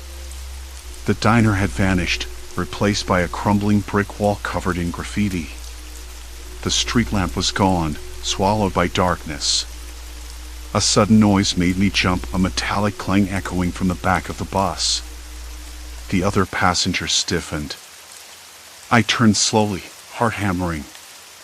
The rear exit was partially open, swinging on a loose hinge. No one was near it. The cold night air rushed in, carrying the faint smell of damp earth and something else I couldn't place. Did someone leave that open? I asked, voice cracking. No answer. The bus felt smaller, tighter somehow, like the walls were closing in. My hands trembled against the seat. I tried to steady my breathing, counting to 10, but the numbness in my fingers wouldn't fade. Jen leaned closer. We need to figure out why this is happening. If we don't, we'll get stuck. Or worse. Worse how? I asked. Her eyes darkened. People who get stuck here, they stop existing. Not like disappearing, but like they never mattered. No record, no memories. Like a ghost erased from time. I swallowed again. That can't be real. Maybe not, she said quietly, but I've heard stories. About a bus route that vanishes, passengers who never get off, and time folding in on itself. A laugh bubbled up, bitter and hollow. Sounds like a bad movie. Jen smiled, but it didn't reach her eyes. I know how that sounds. The bus ground to a halt at a stop that wasn't on the map. I peered out. The street was lined with old brick buildings, their windows dark except for the flickering glow of a single sign, Caldwell's Repair. A time-worn shop that looked straight out of the 1940s. The man with the hat was gone. So was the teenager. The only visible passengers were Jen, Mrs. Callahan, who had reappeared, looking more anxious than usual, and me. Mrs. Callahan leaned in, voice trembling. I don't remember getting off here before. This isn't our stop. No, I said. It isn't. The bus driver, a thin man with a pale, drawn face, glanced in the rearview mirror.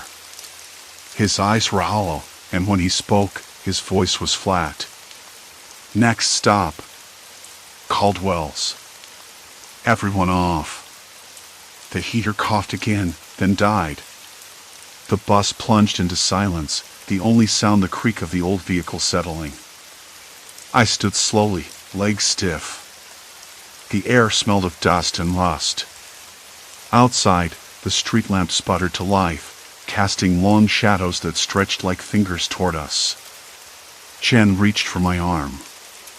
We need to get out. Find answers. Mrs. Callahan looked ready to protest, but I shook my head. She's right. This place, it's not just a stop. It's part of whatever's messing with time.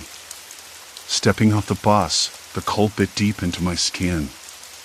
The street was empty, except for the faint outline of a figure standing near the shop's door. The man with the hat. He turned slowly, revealing a face lined with worry and something I couldn't place: urgency? Fear? Maybe both. He spoke, voice low and hurried. You're not supposed to be here. None of you. I swallowed hard, the weight of the unknown pressing down. Then what is this? What's happening to us? He looked past me, eyes scanning the street as if expecting someone else. Time isn't broken. It's being broken. And until you understand why, you're trapped. A sudden gust rattled the windows. The street lamp flickered once more, then went out. Darkness stretched ahead. And I realized, with a sinking certainty, that the bus was just the start of this nightmare. The real danger was what waited beyond the next shift, beyond the next stop. I needed to know the truth. No matter the cost. The street swallowed the dim glow of the extinguished lamp, leaving me shivering in a wet, cold silence. You're not supposed to be here, he repeated, voice barely above a murmur. None of you. The words clung to my skin like frostbite. Why? Why are we trapped? What does it want? His eyes darted down the street, then back to mine, flickering with something like desperation. It's not some ghost or trick of the light. It's people. People who won't let time be normal. I blinked, trying to make sense of it. People? What do you mean? They don't want this to stop, he said, voice cracking with urgency. They need the timelines to fracture. They thrive on the confusion, the chaos. I swallowed hard, tasting the coppery sting of cold in my mouth. Who are they? Why would anyone want to trap us in this shifting nightmare? He took a step closer, the brim of his hat casting his face in shadow. You're already in it. There's no going back. Once you cross the line, he broke off, glancing over his shoulder like he expected to see something creeping in the darkness. You're part of their game now. A bitter wind whipped through the street, carrying the faint scent of burnt paper and something metallic, like cold machinery left out too long in the rain. I shivered again, wrapping my arms around myself. The idea of a game felt absurd, dangerous, but absurd. Yet the conviction in his eyes made me doubt everything I thought I knew. So what? I'm stuck. No way out. He shook his head slowly. You can't escape the bus anymore. Not once you've seen beyond the veil. The timelines. They don't just flicker anymore. They're tearing. And the longer you stay, the more you're pulled in. I took a step back, heart hammering. Pulled in how? He exhaled sharply, like he was trying to force the words out. You lose yourself. Your memories. The people you knew, the life you had, they fade. Pieces of you disappear, replaced by the timeline you're trapped in. That hit harder than I expected. The cold didn't feel so sharp anymore. My hands trembled, fingers curling into fists. I don't want to disappear. None of us do, he said quietly. But the moment you step off the bus and into one of those fractured streets, you're already halfway gone. I looked around. The empty streets seemed to stretch endlessly, shadows pooling beneath the skeletal trees lining the cracked pavement. The shop with its flickering neon sign was the only landmark, and even that looked worn, as if decades of neglect had left it hollow. I could almost taste the dust in the air, gritty and dry, clinging to my tongue. "Why me?" I asked. "Why did you come to me?"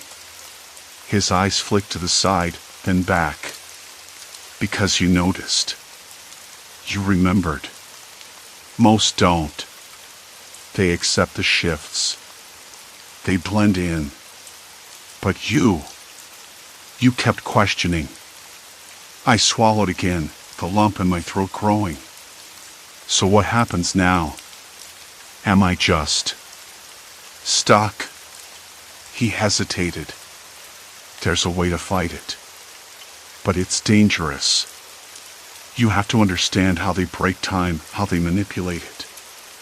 I frowned, the cold biting into my cheeks. "Who are they exactly? People or something else?" "People," he confirmed, voice darkening.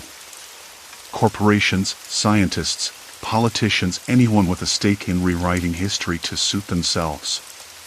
They use the bus, the stops, the shifts to gather information, to erase inconvenient truths." The street lamp sputtered weakly, casting long shadows that danced like restless ghosts. I could hear my own breath, ragged and uneven, mingling with the distant hum of the city beyond this forgotten block. "So the bus is a tool," I said slowly. "A way to trap witnesses, keep them from interfering." He nodded. "Exactly. And once you're caught in the loop, it's nearly impossible to get out. They don't want the truth to leak." A sudden noise, a scraping sound from behind the shop, made me jump. The man's head snapped toward the noise, his eyes narrowing. "We don't have much time," he said. "You need to decide now. Once the bus comes back, you'll be forced to board. If you refuse, they'll come looking for you." "Come looking?" My voice caught. "Who?" He didn't answer. Instead, he reached into his coat pocket and pulled out a crumpled photograph. The edges were frayed, the image faded but unmistakable, a group of people standing on the bus platform, faces blurred but familiar. Among them was me. I stared at it, the hairs on my neck prickling. When was this taken? Last week? Or last decade? Doesn't matter. Time folds here, and they use that fold to trap people like you. I looked up, trying to piece it all together. The flickering bus, the disappearing passengers, the shifting street signs, they weren't random. They were deliberate. Calculated. "Why show me this now?" I asked. "Because you still have a choice," he said. "Learn the rules. Understand their game. Or get swallowed whole." The street grew colder, shadows stretching longer, swallowing the edges of the world. The man's eyes were grave, holding a warning I couldn't ignore. "Come with me," he said suddenly, tugging at my sleeve. "I can show you the control room. The place where they monitor the shifts. You won't believe what's behind the screens." I hesitated. The edge of panic prickled at my skin. But the thought of wandering these fractured streets alone was worse. If I wanted answers, I had to go deeper. I nodded, voice barely steady. "Okay. Lead the way." We moved silently into the night, the man's footsteps quick and sure on the cracked pavement. The air smelled colder now, sharper, like metal and rain on concrete. Every shadow seemed to watch, every sound amplified, the distant bark of a dog, the rustle of leaves, the faint hum of electricity. As we rounded a corner, a sudden flicker of light caught my eye. The street sign twisted, words shifting from Main Street to Market Road and back again in a dizzying blur. I blinked, stomach twisting. "See?" the man whispered. The fracture is spreading. A low rumble vibrated beneath my feet, subtle but growing. The streetlights around us buzzed louder, their light warping, stretching. I could taste the metallic tang of electricity on my tongue. "We're running out of time," he said. "Once the bus returns, everything changes. You won't be able to leave." Not really. I wanted to ask what would happen if I stayed, if I refused to board. But the words caught in my throat. The man's eyes met mine again, fierce and unyielding. "This is the point of no return," he said. "After this, you're part of it. There's no going back to your old life." I swallowed. The cold seemed to seep into my bones. I wanted to scream that I wasn't ready, that I could find another way. A sudden crackle split the air, cold and heavy with silence, a distorted voice over a crackling speaker hidden somewhere nearby. The words were scrambled, but the tone was unmistakable, a command. The bus was coming back. The man's jaw tightened. "Come on. We have to move." We broke into a run, the fractured street twisting around us like a living maze. The city's hum turned into a low, menacing growl. The ground beneath my feet felt unstable, like walking on thin ice. Behind us, the faint glow of the bus's headlights pierced the darkness, inching closer with every heartbeat. I glanced back once. The street signs flickered wildly, the faces in the windows shifting and melting into strangers. The cold had settled deep into my bones, a slow, creeping frost that no jacket could chase away. The streetlights around us flickered erratically, like the heartbeat of some dying machine. I couldn't look away from the sign Main Street, Market Road, Main Street again, and the way the letters seemed to stretch and warp, as if they were caught in a funhouse mirror. "We're running out of time," the man said again, his voice low, urgent. His eyes never left mine. "Once the bus returns, everything changes.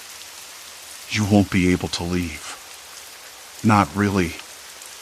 I swallowed hard. My mouth was dry, but I could taste copper on my tongue, the faint echo of electricity in the air. The rumble beneath our feet was growing louder, less like a distant growl and more like the earth itself was shifting, preparing to swallow us whole. I wanted to argue, to say that I wasn't ready, that I could find some other way, any other way, but the words died before they formed. "What happens if I don't board?" I finally asked, voice barely a whisper. He hesitated. The flicker of light caught his face, casting shadows that made his jawline sharper, his eyes darker. "You won't be part of it," he said. "But the fracture, it won't let you go. You'll be lost. Between times, invisible. Forgotten. Invisible. Forgotten." The thought made my skin prickle, a cold sweat blooming across my back. The idea of drifting through some void, unanchored and unseen, was worse than any nightmare.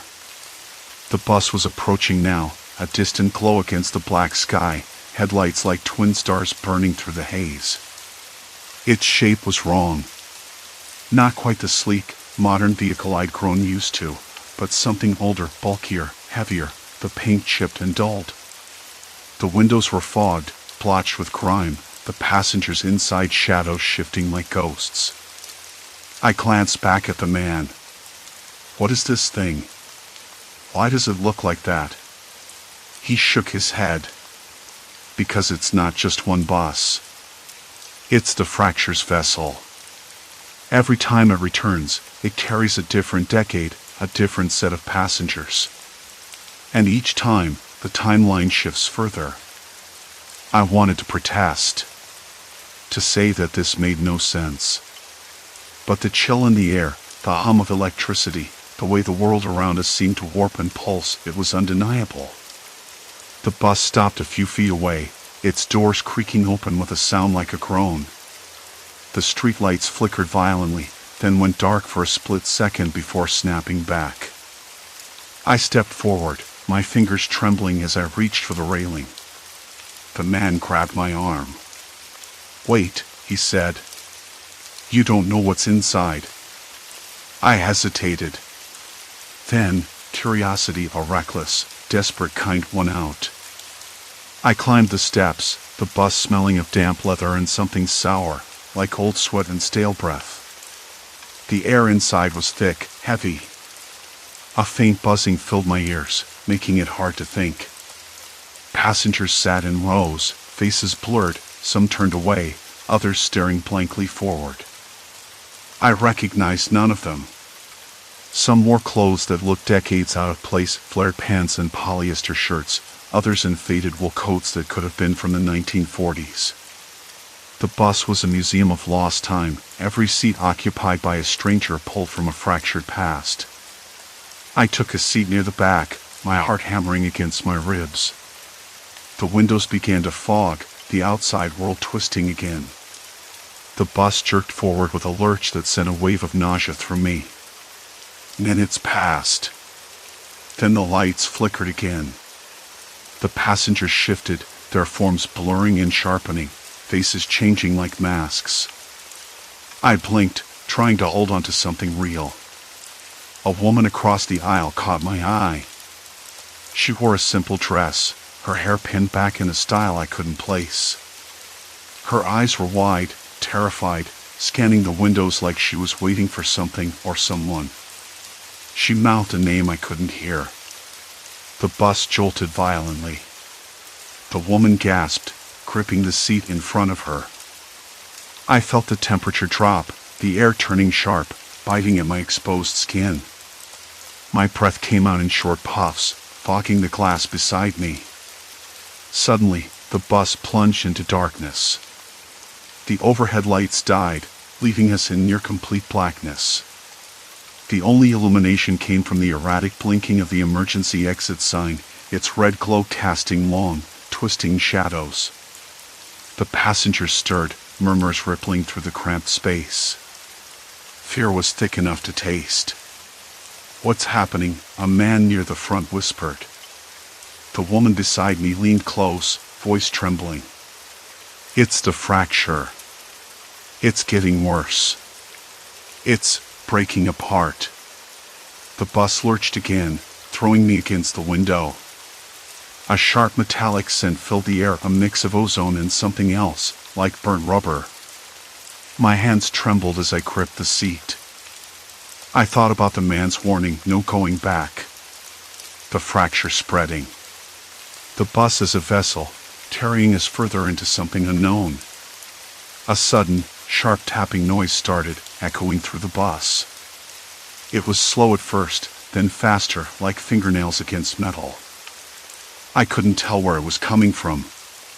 The sound sent a shiver down my spine. The woman whispered, "It's the passengers. They're changing." I turned slowly to look at her. Her face was pale, eyes wide with dread. "Changing how?" I asked, voice tight. She swallowed hard, glancing around nervously. "Some of them, they're not who they were. They don't remember their own names. Some say things that don't make sense. They look at you like you're a stranger, but you know you've seen them before. It's like they're trapped between memories, losing themselves." I stared at the other passengers. Some were whispering to themselves, others staring blankly ahead. A few looked directly at me, eyes sharp, accusing. Maybe the woman was right. Maybe we were all slipping, falling through fractured mirrors, losing pieces of ourselves with every flicker.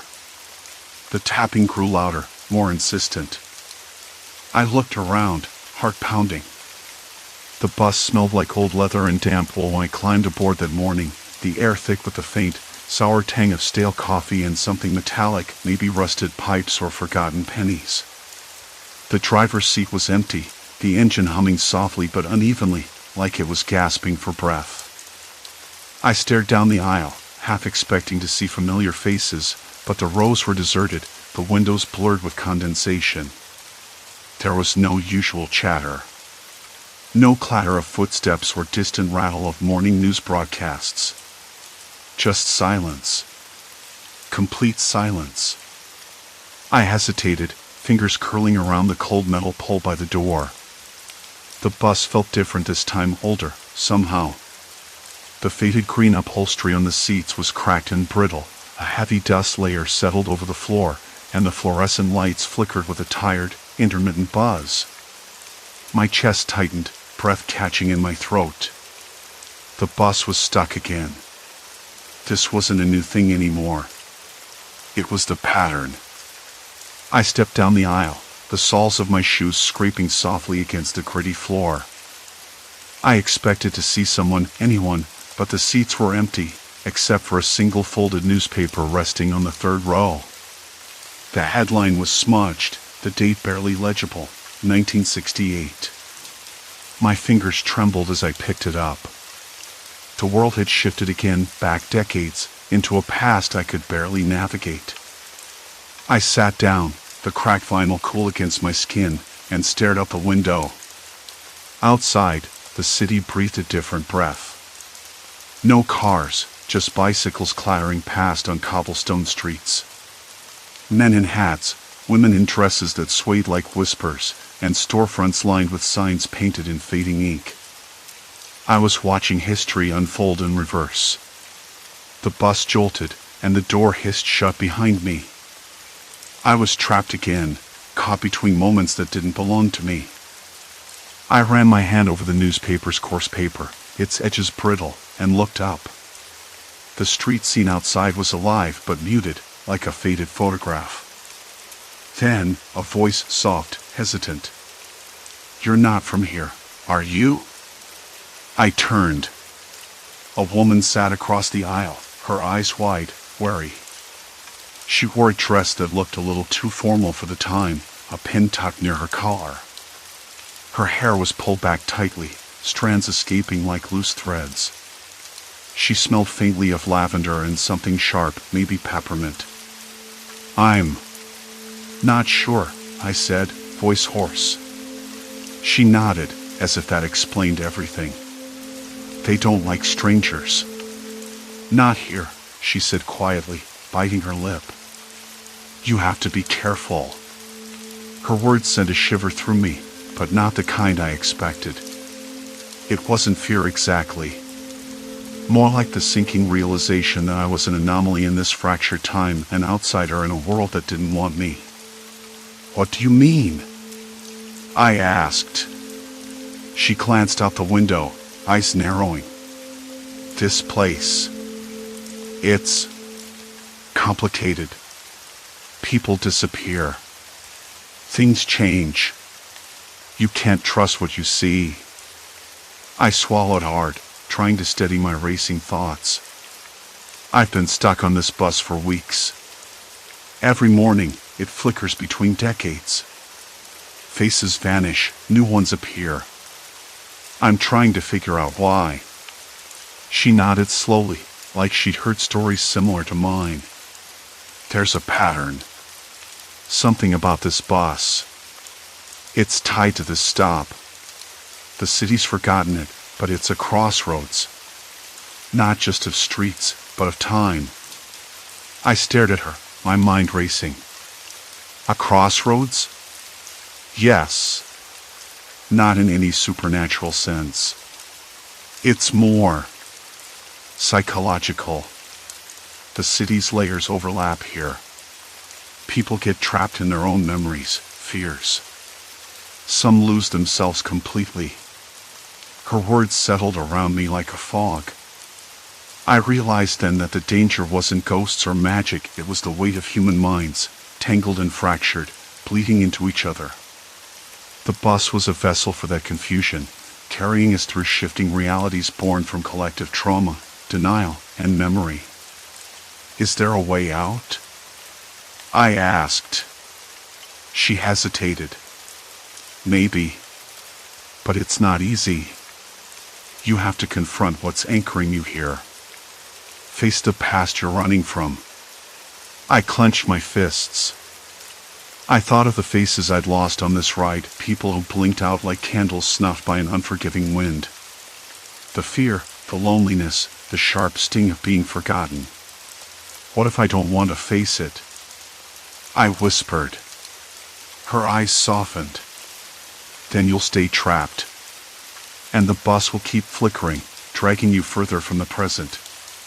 The bus lurched again, the lights flickering violently, casting long, spindly shadows across the seats. Outside, the city seemed to ripple, shifting like heat haze. I closed my eyes, trying to steady the storm inside me. Memories danced at the edges of my mind, my father's hollow glance before he disappeared, the day I left my childhood home, the silence that followed. I'd been running from those ghosts, chasing a future that kept unraveling. When I opened my eyes, the woman was gone. The bus was empty once more, the newspaper lying untouched on the seat beside me. The engine hummed, steady now. I stood, feeling the bus sway beneath my feet. The doors slid open, revealing the familiar chaos of the present-day city. The air smelled of rain and exhaust, sharp and real. Stepping off, I breathed it in deeply. The sounds of honking cars, distant sirens, snippets of conversation, all messy and alive. The bus pulled away behind me, its faded green paint glinting under the overcast sky. I didn't look back. For the first time in weeks, I felt something close to peace, though a dull ache lingered in my chest. I understood now. The bus wasn't just a trap of time, it was a mirror, reflecting parts of myself I'd ignored, pieces I had to accept. The city moved forward, indifferent but relentless. I realized I had to do the same. As I walked away, the rain began to fall, soft and steady, washing the streets clean. My shoes splashed through puddles, each step grounding me more firmly in the now. I didn't know what awaited me beyond the next corner, but I was ready to face it. Not as a passenger lost in shifting decades, but as someone reclaiming time one moment at a time. The past would always be there, shadows in the corners. But I wouldn't let it define me anymore. And somehow, that was enough. Story 4, Frozen Departure, Time Distortion at the Ferry Terminal. The ferry terminal smelled like damp concrete and old diesel. I had been coming here twice a week for the last year, usually taking the 7:15 crossing. The routine was simple. Buy a ticket, wait in the small waiting area, then board the ferry. I liked the quiet time on the water, the way the city slowly blurred into a smear of color behind me. It was a momentary escape from the 6 days a week I spent hunched over a desk, chasing deadlines that didn't care if I was tired or not. That morning, though, something was off. I couldn't say exactly what at first, no glaring alarms or flashing signs. Just a sense of rawness, like stepping into a room and noticing the furniture has been moved an inch to the left. When I checked my watch, the second hand was stuck, refusing to move. I blinked and looked again. It jumped forward 10 seconds at once. Odd, but probably just the cheap watch battery dying. The information board flickered above the ticket counter, the letters and the destination scrolling erratically. Harborview, East Point, Harborview. Then a garbled jumble of characters I couldn't make out. I frowned and glanced around. The terminal was quieter than usual. No children dragging their parents toward the snack kiosk, no old men with fishing rods slumped on the benches. Even the usual smell of salty sea air was faint, almost absent. I moved toward the ticket counter.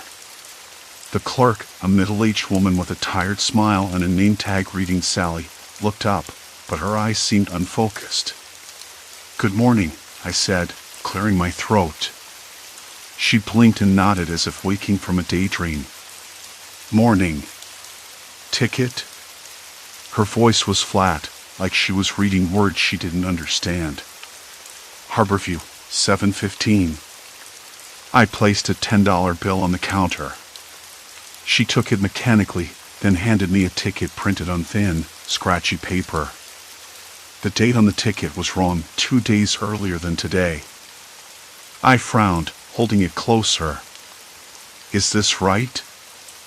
I asked. Sally glanced at it, her brow furrowing. That's what the system says. I laughed nervously. That can't be. Today's the 14th. She shrugged, but the movement was slow, like she was resisting. Maybe a glitch in the machine. I tucked the ticket into my coat pocket and stepped toward the waiting area.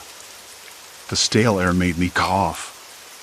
The benches were empty except for an old man in a wrinkled coat, staring out the window at the water. He looked up as I sat nearby, his pale eyes unsettling. He nodded once, then turned back to the fogged glass. I pulled out my phone. No signal. The screen showed no service in bold letters. Odd for a terminal connected to the city so closely. I tried again, tapping the screen, but nothing. A sharp whistle blew from the dockside. The ferry was arriving.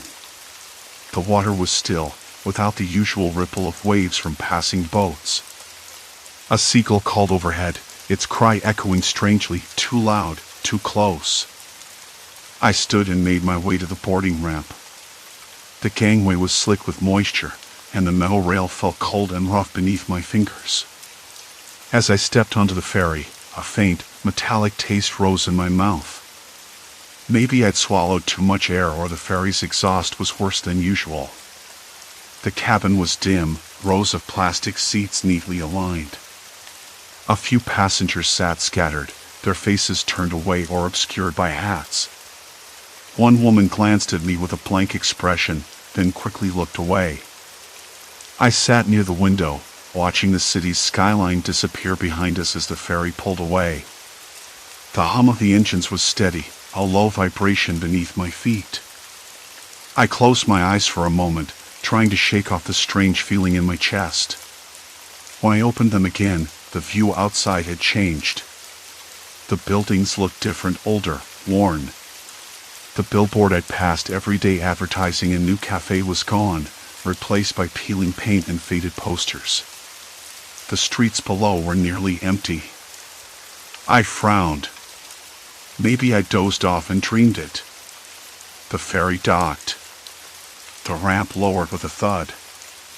I stepped off, trying to spot something familiar.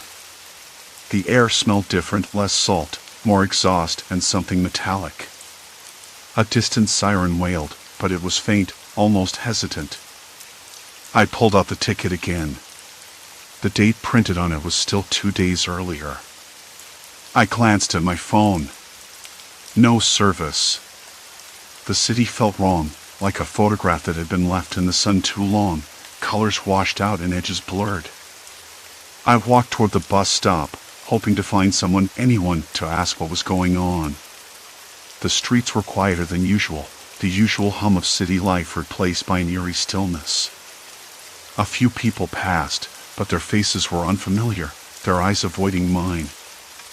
I caught a glimpse of one man in a business suit who looked at me with a cold, calculating gaze, then hurried away. I stopped in front of a newsstand. The headlines were dated 2 days earlier, the paper crisp and uncreased. The stories were mundane local politics, weather forecasts, but none mentioned the ferry or anything unusual. I felt a tightness in my chest. Maybe I'd missed something. Maybe I was overthinking it. But the sense of displacement gnawed at me, a whisper that grew louder with every step. I pulled the collar of my jacket up against the chill and kept walking, wondering if I was the only one trapped between the tides of time that morning. The city had shifted beneath my feet, and I wasn't sure if I was sinking or rising. At the corner, a man in a dark coat approached, his face hidden beneath the brim of a hat. He stopped beside me and said, "You're not supposed to be here." His voice was low, almost a warning. I swallowed, my hands trembling. "What do you mean?" He glanced around, then leaned in closer. "The ferry doesn't just cross water anymore. It crosses something else." He straightened and walked away, disappearing into the crowd. I stood frozen, watching his retreating figure. The terminal, the city, the date on my ticket, it was all wrong. And I wasn't sure if I wanted to find out why. But I had to. If I was going to keep myself from disappearing into whatever this was, I needed to understand the patterns. Before I lost myself completely. Silence. Complete silence. Then the distant clang of the ferry bell echoed through the empty streets. The ferry bell tolled again, sharp and hollow, cutting through the silence that had settled over the empty streets like a shroud. The man's words kept replaying in my mind. The ferry doesn't just cross water anymore. It crosses something else. I didn't know what something else was, but I could feel it like a shadow creeping beneath the surface of everything I thought I knew. The city's pulse was off. The streets weren't just unfamiliar, they were unrecognizable. Familiar faces vanished, replaced by strangers with hollow eyes or smiles that didn't quite reach their skin. I had to get a grip. I couldn't drift. Not now. Not when the ground beneath me felt more like quicksand. I pulled my jacket tighter and turned back toward the terminal. The place was a cavern of echoes and flickering fluorescent lights, the hum of the overhead bulbs matching the static in my head. The ticket counter was deserted. The windows, smeared with salt and grime, distorted the few streetlights that tried to pierce the fog outside. I paced along the rows of benches, my fingers brushing against chipped wood and cold metal. The smell of old paper and stale coffee lingered in the air.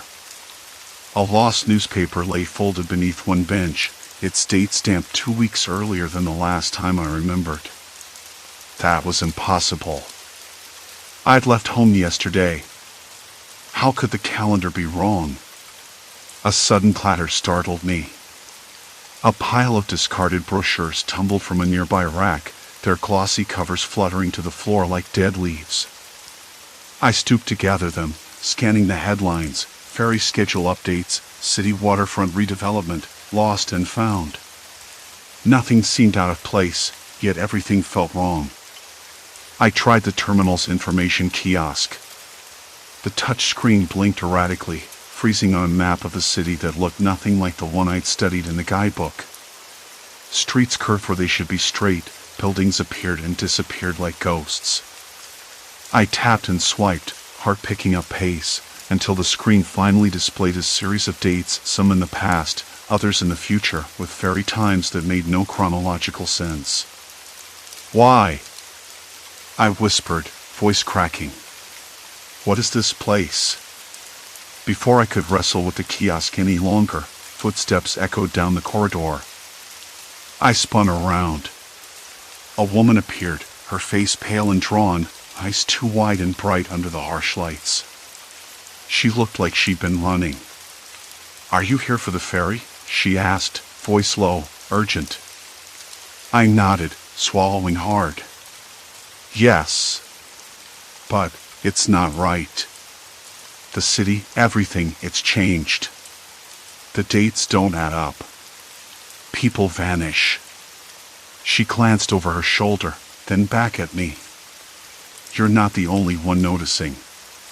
I've been keeping track.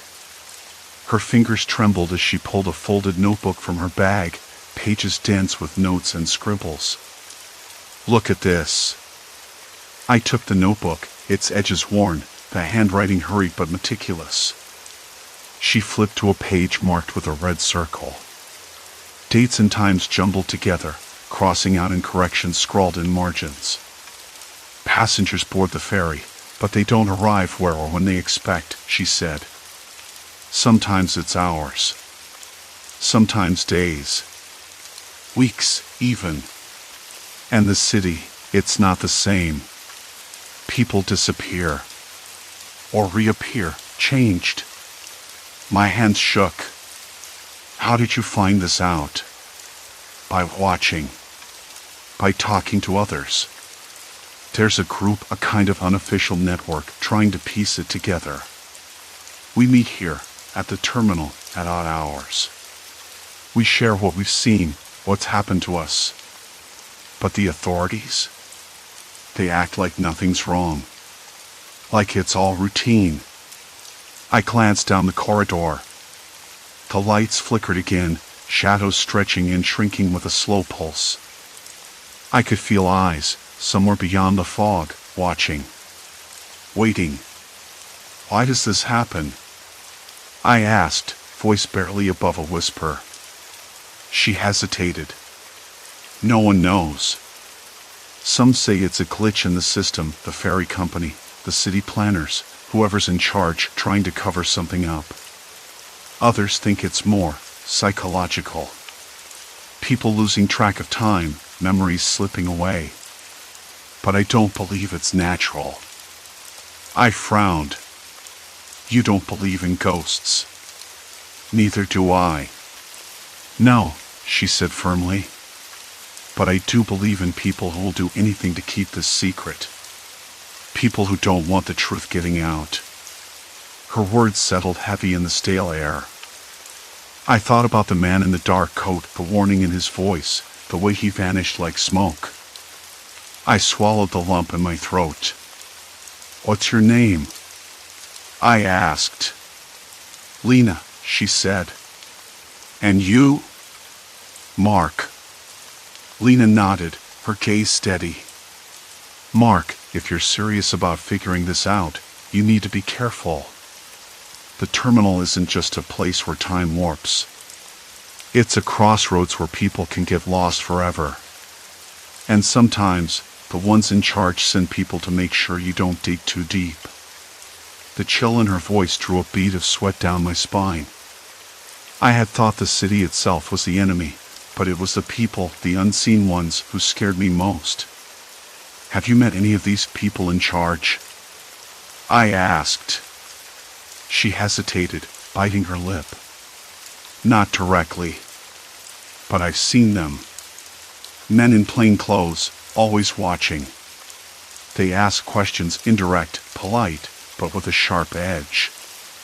They show up at the terminal, then disappear just as quietly. Like they're pulling strings behind the scenes. I swallowed hard, trying to steady my breathing. The weight of it all pressed down, a slow, crushing tide. I didn't want to believe her. But the evidence was piling up, and I was already caught in it. The distant sound of a ferry horn broke through the terminal's walls, low and mournful. Lena glanced toward the doors, eyes narrowing. They're coming, she said. We need to move. I nodded, clutching the notebook like a lifeline. Together, we slipped into the shadows of the terminal's back corridors, where the air smelled of damp concrete and forgotten memories. As we walked, Lena spoke softly, outlining what she'd learned. The ferry crossings weren't random. There was a pattern hidden in the schedules, in the passengers who boarded at odd times, in the tickets stamped with inconsistent dates. Some people were trapped in loops, reliving the same days over and over. Others vanished completely, swallowed by the city's shifting tides. I couldn't shake the image of the man in the dark coat, his warning echoing in the spaces between her words. I wondered if he was one of them, someone trying to warn me before it was too late. We reached a small room cluttered with maps, photographs, and more notebooks pinned against the walls. A single bulb hung overhead, casting a weak, yellow glow. Mark, Lena said, introducing me. We've been waiting for someone like you. I swallowed again. Waiting for me? That was impossible. I was just a bystander, an accidental witness. One of the men, middle-aged with salt and pepper hair, leaned forward. You've seen the signs, he said quietly. Now, it's time you understand the rules. He slid a folder across the table. Inside were photographs, grainy images of passengers stepping off the ferry, timestamps that didn't match the city around them. Faces blurred, places unrecognizable. Some images were marked with red ink, others crossed out. The ferry terminal isn't just a transit point, the woman explained, voice low and steady. It's a node in a system designed to control movement, time, and memory. But who set it up, and why, we still don't know. All we have are fragments. I glanced at the photos, feeling a growing knot in my stomach. These were people like me, caught between moments, drifting through days that weren't theirs. Have you tried to leave? I asked. Once. The air was thick with the smell of mildew and stale cigarette smoke, hanging in the cramped room like a shadow. I rubbed my eyes under the weak yellow bulb, trying to make sense of the chaos pinned to the walls, maps dotted with red ink, photographs with faces blurred and torn, pages of scribbled notes curling at the edges.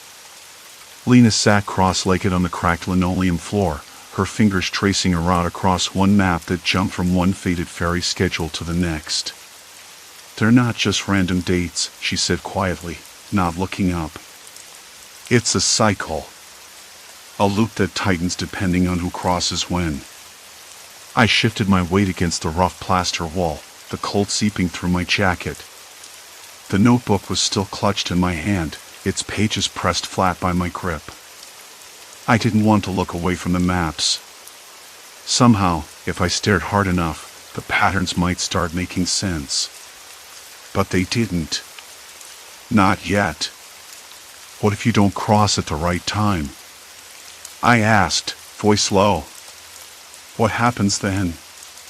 Lena's eyes met mine, sharp and tired. You get stuck. Either in the past or the future, sometimes both. You live those days again, or vanish entirely. You become part of the terminals. Inventory. The word made my stomach twist. Inventory. Like a crate of forgotten goods, or some nameless package lost in a warehouse. Not a person. Not a human being. I swallowed hard. And the man in the dark coat? The one who warned me. She hesitated. He's different. I think he's been trying to break out of the cycle. Or maybe he's been sent back to warn others, to stop the pattern from repeating. Either way, he's dangerous to the system. I nodded slowly, piecing it together. The terminal wasn't just a place where people caught ferries. It was a snare, a trap, a mechanism. And I was caught deep in its gears. From somewhere beyond the cracked door came the distant murmur of voices. Low, deliberate, patient. Like a predator waiting for the right moment to strike. They were getting closer. We don't have much time, Lena said, folding the map carefully. I've been following this for months. I've got records, logs from the terminal staff, passenger manifests, ticket stubs. I even hacked into the terminal scheduling system. There's a pattern to the crossings, but it's not consistent. It changes based on who's aboard, what time the ferry leaves, and this is the critical part, the tide. I frowned. The tide? She glanced out the grimy window where the water churned dark and restless. Yeah. The tides shift the ferry's crossing times, but the terminal. It uses the tide to anchor people to specific points in time. The crossings aren't just physical journeys. They're temporal displacements. The words felt heavier in the stale air. I wanted to argue, to find some way to dismiss what she was saying, but the truth was settling around us like dust. So, the ferry terminal is some kind of time machine? No, Lena shook her head. It's bureaucratic. It's human. The terminal is a system designed to manage people, control movement, control history. The time shifts are side effects of a flawed scheduling system combined with environmental factors. But no one admits it. No one wants to fix it because it's convenient for some. I blinked, trying to digest that. Convenient for some?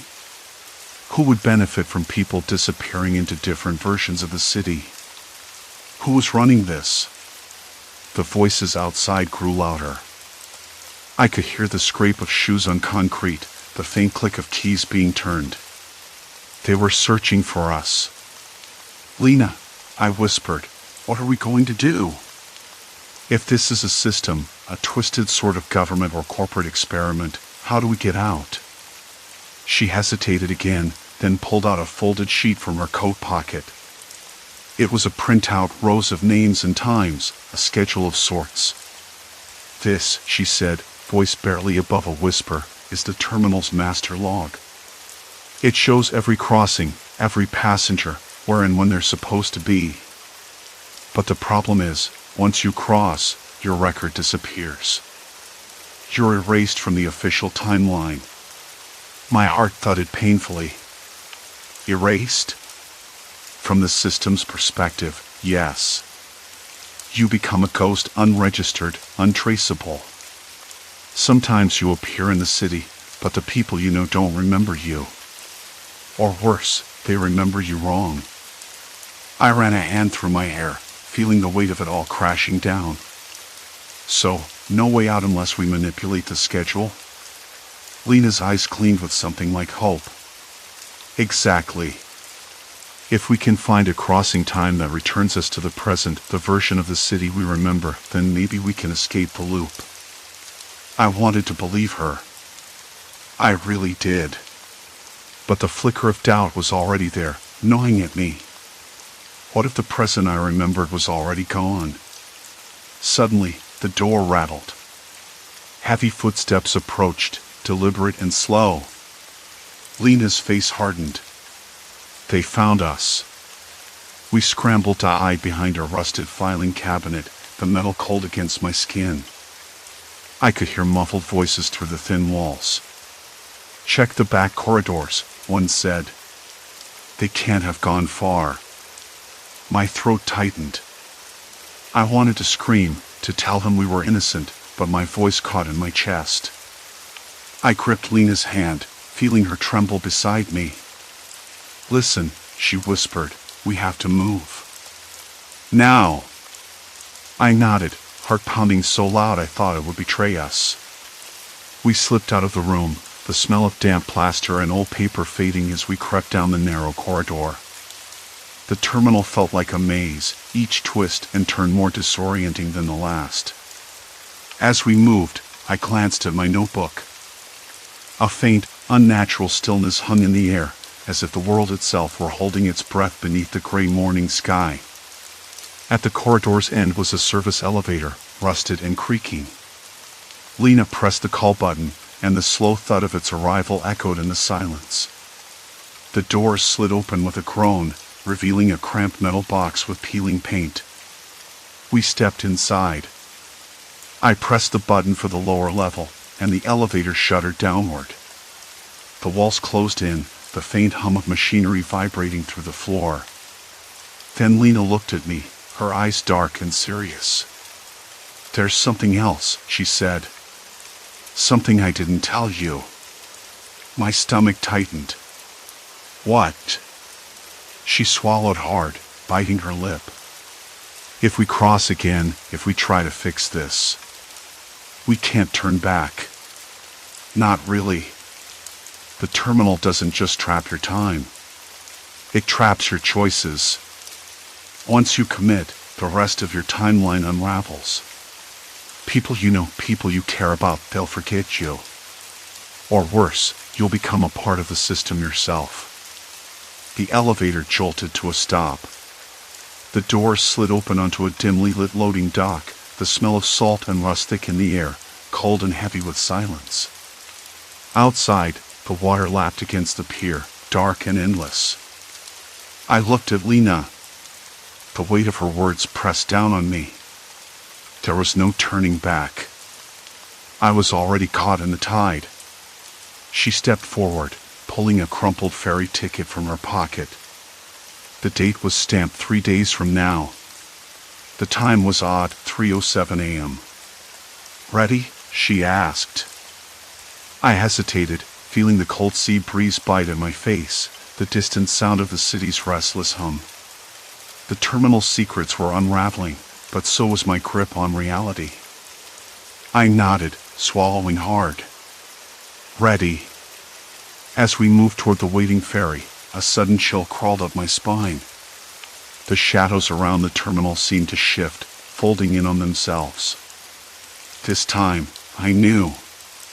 There was no escape. Not yet. Only forward. We slipped down the corridor, the faded linoleum sticky under our feet, the air thick with the smell of mildew and something metallic, old pipes leaking, maybe, or rusted machine grease. My notebook was clutched tight against my chest, pages crumpled from my grip. Lena's breath was shallow, her footsteps almost soundless beside me. The voices had faded, but the tension clung to the walls like a second skin. Do you think they're after us because we know something? I whispered. My voice felt fragile, like it might shatter the silence and give us away. Lena shook her head. No. It's not just us. They want control over the crossings. Over time itself. Her eyes darted toward the end of the hall, wary. I swallowed hard. The idea made my head swim. Time control sounded absurd, like something out of a bad sci-fi movie. But the things I'd seen, those impossible passenger logs, the warped cityscapes, the missing faces, it all pointed in one direction. There was a human hand behind this madness, a human agenda. A flicker in the dim light caught my eye, a door ajar at the corridor's end. Behind it, a faint glow pulsed, like a heartbeat. Lena glanced at me, then nodded. We crept closer, hands trembling, senses straining for any sound beyond the loam. Inside, a small room, walls lined with monitors, maps pinned in chaotic clusters, cables sneaking across the floor like veins. Screens flickered with images of the terminal, ferry routes, and fragments of city streets from different years. The air smelled of burnt coffee and stale cigarettes. At the center, a man sat hunched over a desk, fingers flying across a keyboard. His face was pale, eyes bloodshot, a wild exhaustion etched into every line. He looked up as we entered, surprise flashing across his features before settling into wary calculation. "Who are you?" His voice was gravelly but steady. I took a step forward, gripping Lena's arm. We need to understand what's happening here. Why the crossings drop people into different times. Why the city is changing. He studied us, a flicker of something like recognition in his gaze. You don't know what you're dealing with. This place, this terminal, isn't just a ferry dock. It's a node. A control point for temporal shifts caused by experiments. Government experiments, corporate greed. No one cares about the people caught in between. Lena's voice was sharp. Why involve innocent passengers? Why not shut it down? The man's laugh was hollow. Because the data's valuable. Because they want to rewrite history, or at least manipulate it. People like us trapped in limbo are collateral damage, erased or ignored. I blinked, trying to process.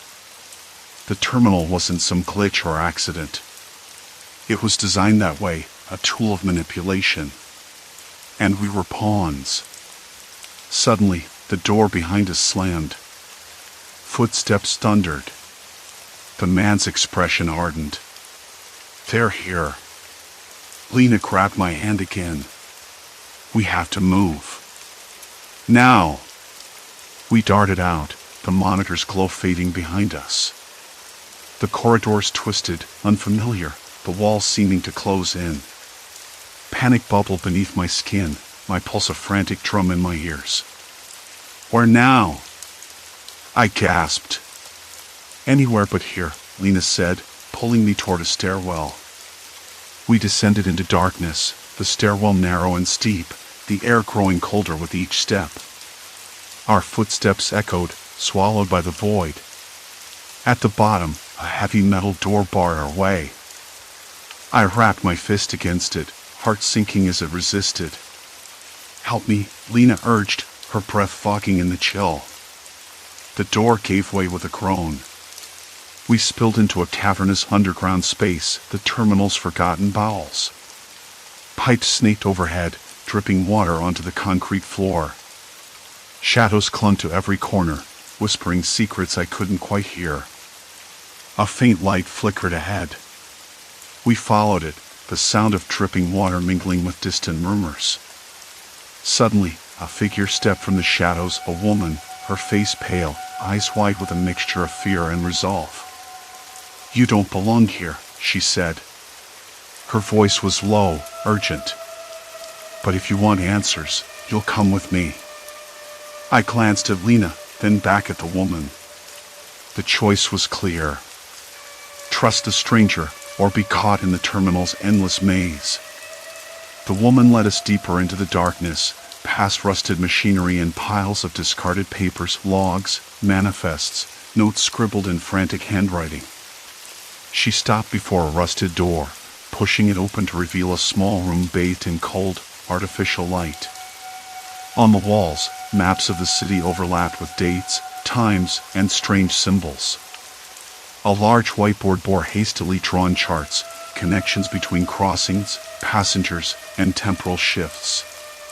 The woman pointed to a cluster of notes. The ferry terminal smelled like damp concrete and stale coffee, the familiar scent twisting into something sour, almost metallic. I stood near the ticket counter, gripping the edge with knuckles white enough to hurt, watching the tide of passengers shuffle on and off.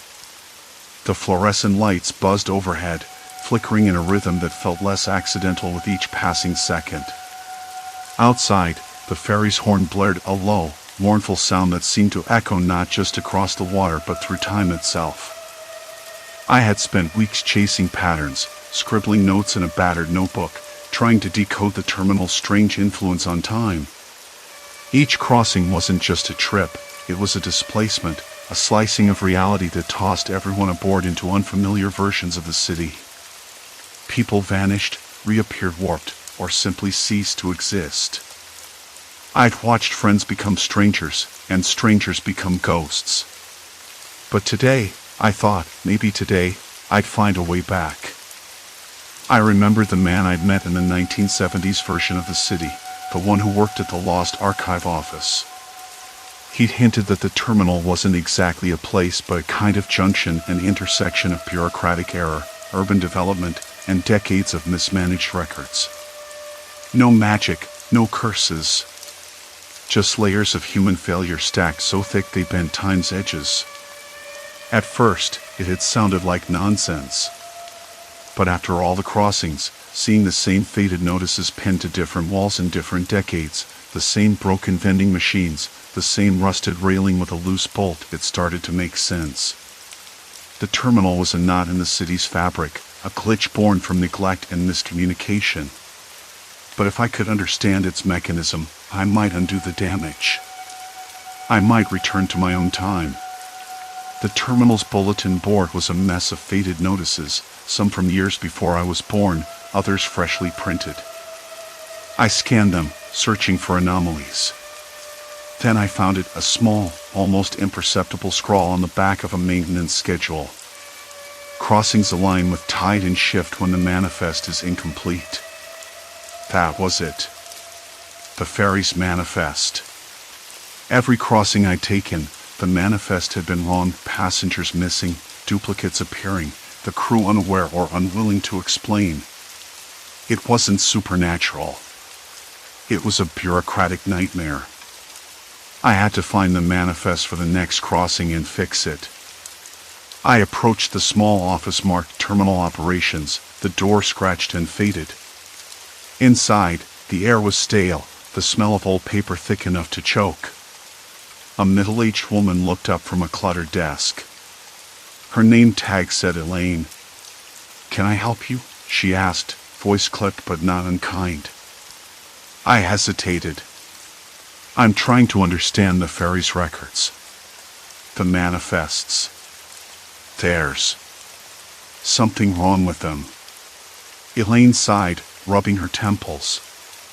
"Everyone's been saying that, but who's listening? We're stuck with the system we've got. Is there a way to see the manifest before the next crossing?" I asked.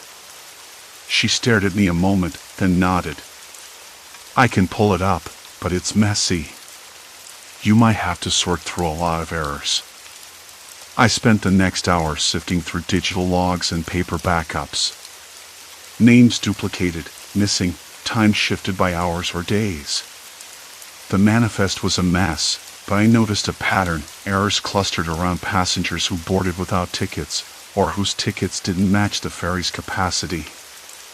I found my own name listed twice for the next crossing, once with a ticket and once without. The mismatch was causing the temporal shifts. If I could delete the extra entry, maybe. The announcement crackled over the PA system: ferry to Pier 3 departing in 15 minutes. The terminal seemed to hold its breath.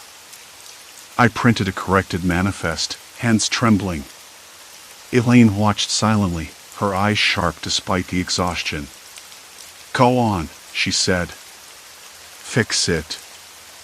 I handed the new list to the clerk at the boarding gate. He glanced at it, frowned, then nodded. The ferry began to board. The salt air hit me as I stepped onto the deck. The city skyline was hazy, blurred by a fog that looked older than time itself. I gripped the railing, waiting for the ferry to pull away. The horn sounded again, long and low. The vessel lurched, engines thrumming deep beneath my feet. For a moment, everything went still. Then the city snapped into focus: streets, faces, sounds, all familiar.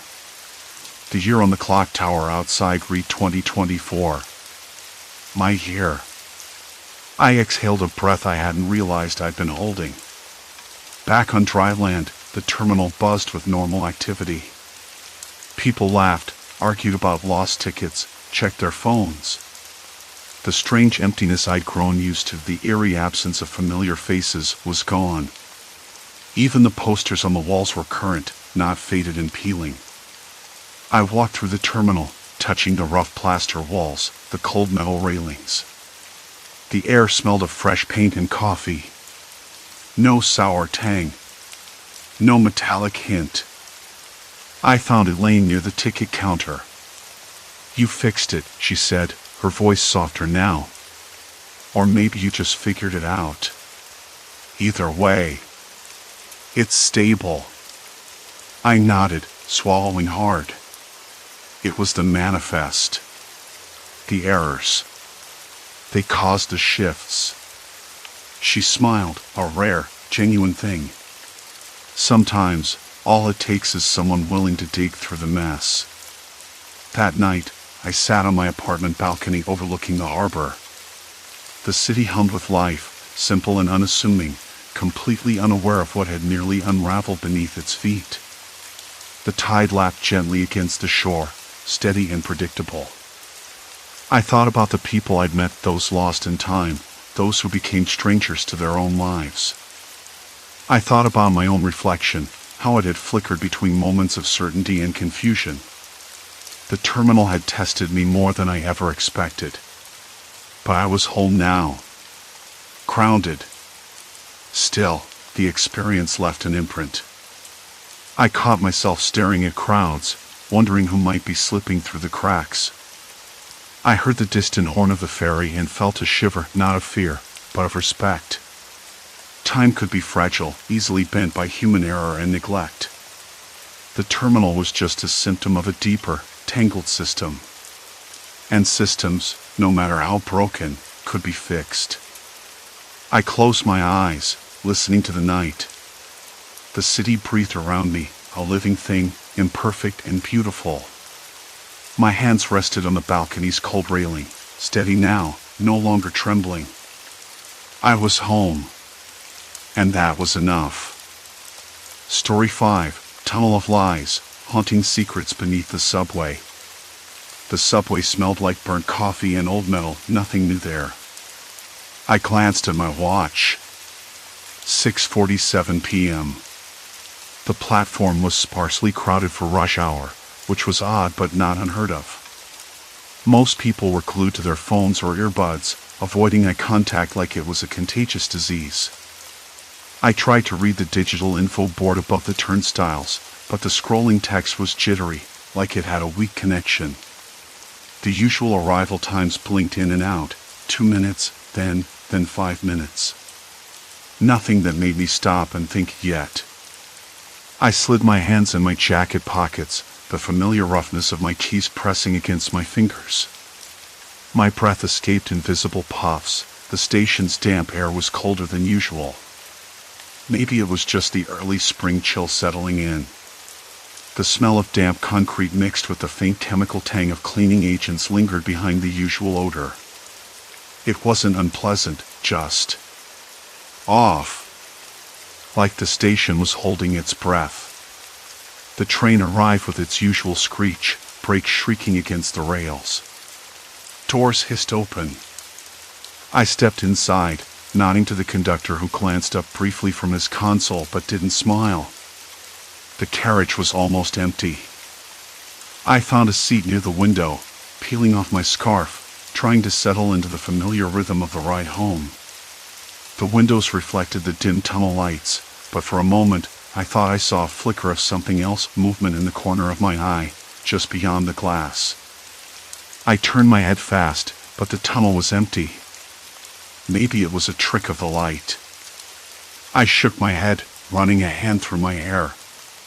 The train lurched forward, clattering along the tracks with that deep, rhythmic thrum that always made my thoughts wander.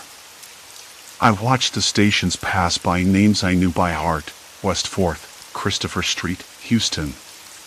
The usual blur of graffiti-covered walls. Then, an announcement crackled over the speakers, but it was faint and garbled, like the volume was turned down too low. I leaned closer to the speaker, trying to catch the words. Attention.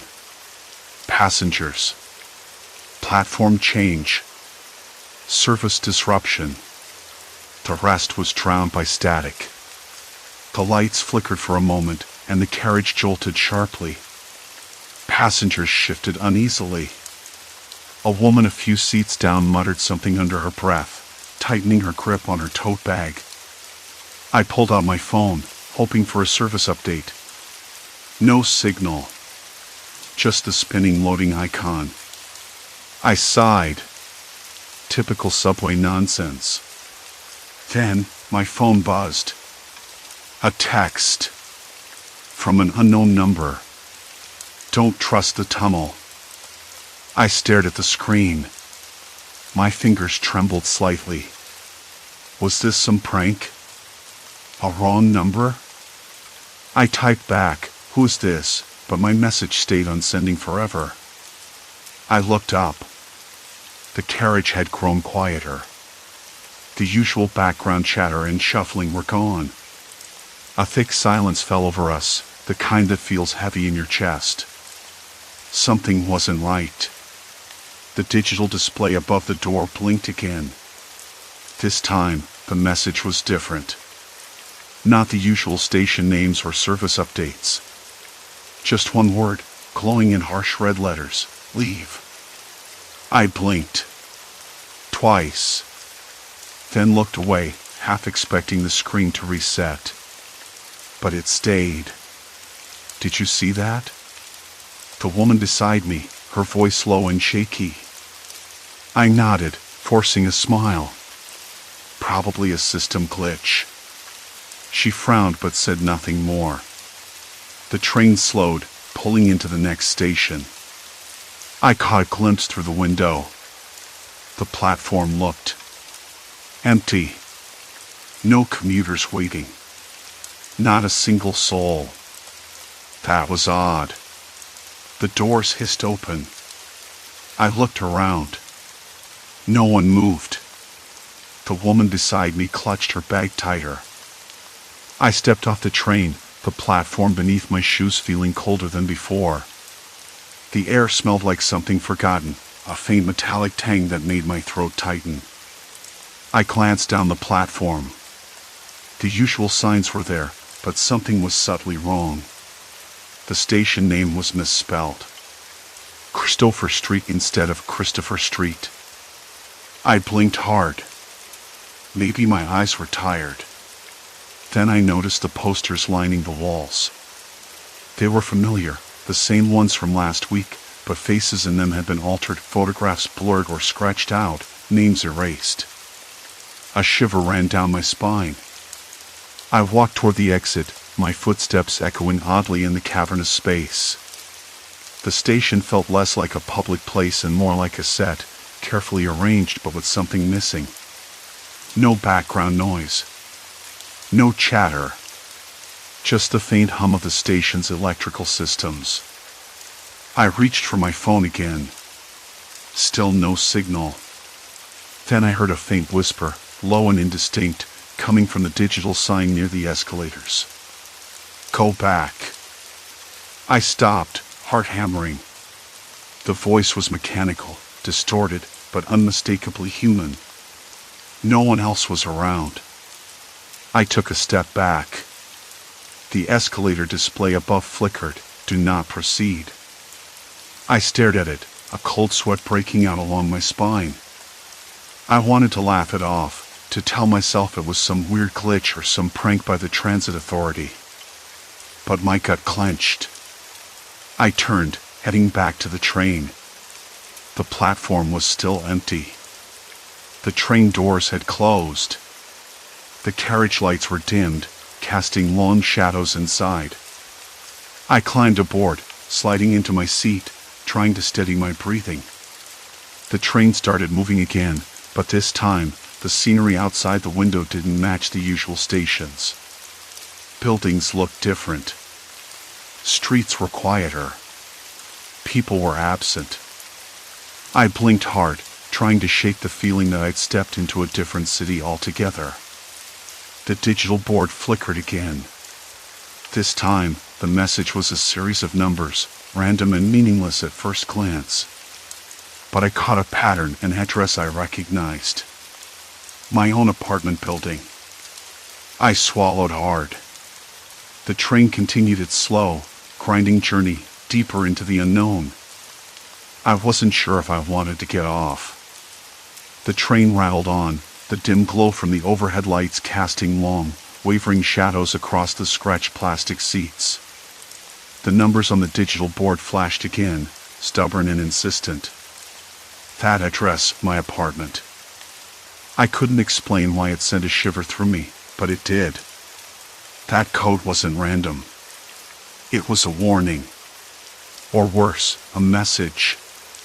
When the train finally slowed to a halt, I was the only one left aboard.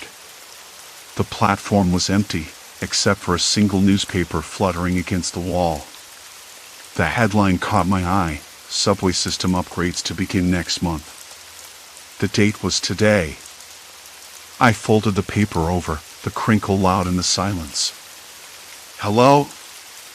I called out, voice cracking. No answer. I stepped off the train, my shoes echoing against the cold concrete. The station looked familiar but wrong. The usual graffiti was missing, replaced by sterile white paint. Even the faint smell of underground dampness was gone, replaced by a sterile, almost antiseptic scent. I took a breath. Something was changing. Or someone was. I pulled out my phone to call Mia. She was the only person I trusted enough to tell. She'd been my ride or die since college, sharp as a tack, with a healthy dose of skepticism that balanced my more impulsive nature. If anyone could help me make sense of this, it was her. "Hey, Mia," I said, voice low. "Something's wrong with the subway. The reality's shifting. Like it's glitching." There was a pause. "Then, you mean like a glitch in the system? Are you sure you're not just overthinking it? You've been working late." "I'm serious." The train stopped at my station, but everything outside looked like some alternate version of the city. And the digital signs, they're sending me my address in some kind of code. Okay, that's weird. Try to get off at your stop and see if everything's normal. I swallowed. I'm not sure that's a good idea. The platform was empty. No one else around. Maybe it's a maintenance thing. Like those early morning runs when they test new lines. Maybe, I said, but even as I spoke, the hairs on the back of my neck prickled. I'm going to check it out, but stay on the line. Got it. I hung up and started walking toward the exit. The station's fluorescent lights flickered overhead, creating a strobe effect that made the walls seem to pulse. The air was colder here, sharper, like the difference between winter and autumn, sudden and unexplainable. Outside, the street was deserted. No cars. No pedestrians. The city seemed to have been drained of life. I pulled my jacket tighter around me and scanned the storefronts, but all the windows were dark, the doors locked. The usual hum of the city was replaced by a distant, hollow wind that rattled the loose street signs. Then, I saw it, a figure standing across the street, just beyond a pool of flickering streetlight. The silhouette was human, but the way it stood, rigid, unmoving, felt wrong. I blinked, and it was gone. I shook my head, trying to clear the creeping chill. My phone buzzed again. Mia. Did you see someone? She asked. Maybe. Across the street. But when I looked again, they vanished. Could have been a reflection. Or a trick of the light. Yeah, sure. That's what I'm telling myself. I moved cautiously down the block, eyes darting to every shadow. The city was like a paused conversation, frozen mid-sentence. I passed a coffee shop with its sign half-lit, the words hung there, flickering. Inside, the tables and chairs were stacked in a way that made no sense, like someone had hurriedly abandoned the place. As I walked, my phone buzzed with a text from an unknown number. You're looking where you shouldn't. My hands trembled, and I dropped the phone onto the pavement. I crouched to pick it up, heart thudding loud enough to drown out the silence. No one else was around. The streetlights flickered again, casting the world in a stuttering rhythm. I debated calling the police, but stopped myself. What would I say? That the subway was trapping me in distorted versions of the city? They'd think I'd lost it. Or worse, that I was some kind of paranoid nuisance. I tucked the phone in my pocket and kept moving. The street stretched endlessly ahead, the buildings growing more unfamiliar with each step. I passed a cracked window displaying a mannequin dressed in a vintage coat, its glass eyes reflecting the flickering lights. The air tasted metallic, like pennies and old batteries, a smell I couldn't place but that made my stomach turn. Suddenly, the ground underfoot shifted. The sidewalk gave way to rough gravel, then to bare earth. I stopped, looking around. This wasn't part of the route I knew. The city was bleeding into something else, something raw and unkempt. Then, from somewhere behind me, I heard a soft tapping sound. Footsteps? No! More like fingers drumming on a metal pole. I spun around, heart racing, but the street was empty again. The tapping stopped. I swallowed hard and forced myself to breathe. I couldn't let my imagination run wild. Not now. I pulled out my phone again, scrolling through messages, trying to find some pattern. Then I noticed a new notification, an app I'd never installed. It was called Tunnel Watch. Curious, I tapped it open. The screen displayed a grainy map of the subway system, but the lines weren't normal. They twisted and looped impossibly, some stations marked with red dots, others with blinking warnings, access denied, station offline. I frowned. The map was updating in real time, showing the train's movements. But there was a section of the network that was blacked out, like a blind spot. I zoomed in on the blacked out area. It covered the stretch where the train had taken me, the one that led to the distorted city. The app flashed a message, unauthorized presence detected. My breath caught. Unauthorized presence? I whispered. That's me. A sudden vibration in my pocket startled me. It was another message from the unknown number. Stop looking. You don't belong here. I stared at the screen, the weight of those words sinking deep. Someone was watching me. Someone who knew I was poking around in places I shouldn't. I slid the phone into my pocket and glanced around again. The city around me felt alive in the wrong way, like the walls were listening, waiting. A noise broke the stillness, a door creaking somewhere nearby. I wasn't alone. I moved toward the sound, heart hammering. The door was half open, revealing a narrow stairwell leading down. The faint smell of damp concrete and rust drifted up. I hesitated. I had no idea what I was getting myself into. I took a deep breath and stepped inside. The stairwell was narrow and dim, the air thick with dust and the faint hum of electricity. The walls were covered with peeling paint, and I could hear the distant drip of water echoing in the darkness. Halfway down, I stopped. The tapping sound returned, louder now, rhythmic, almost like a heartbeat. I pressed my back against the wall, trying to steady my breathing. Who's there? I called out, voice low. No answer. Just the tapping. I edged forward, the light from my phone illuminating the rough concrete steps. At the bottom, the stairwell opened into a small maintenance room filled with old equipment and tangled cables. The tapping stopped. The room was empty. But on the far wall, scrawled in faded marker, was a message: they disappear. We erase. No trace. I blinked, reading it twice. My hands went cold. That wasn't just a warning. It was a confession. Suddenly, my phone buzzed again.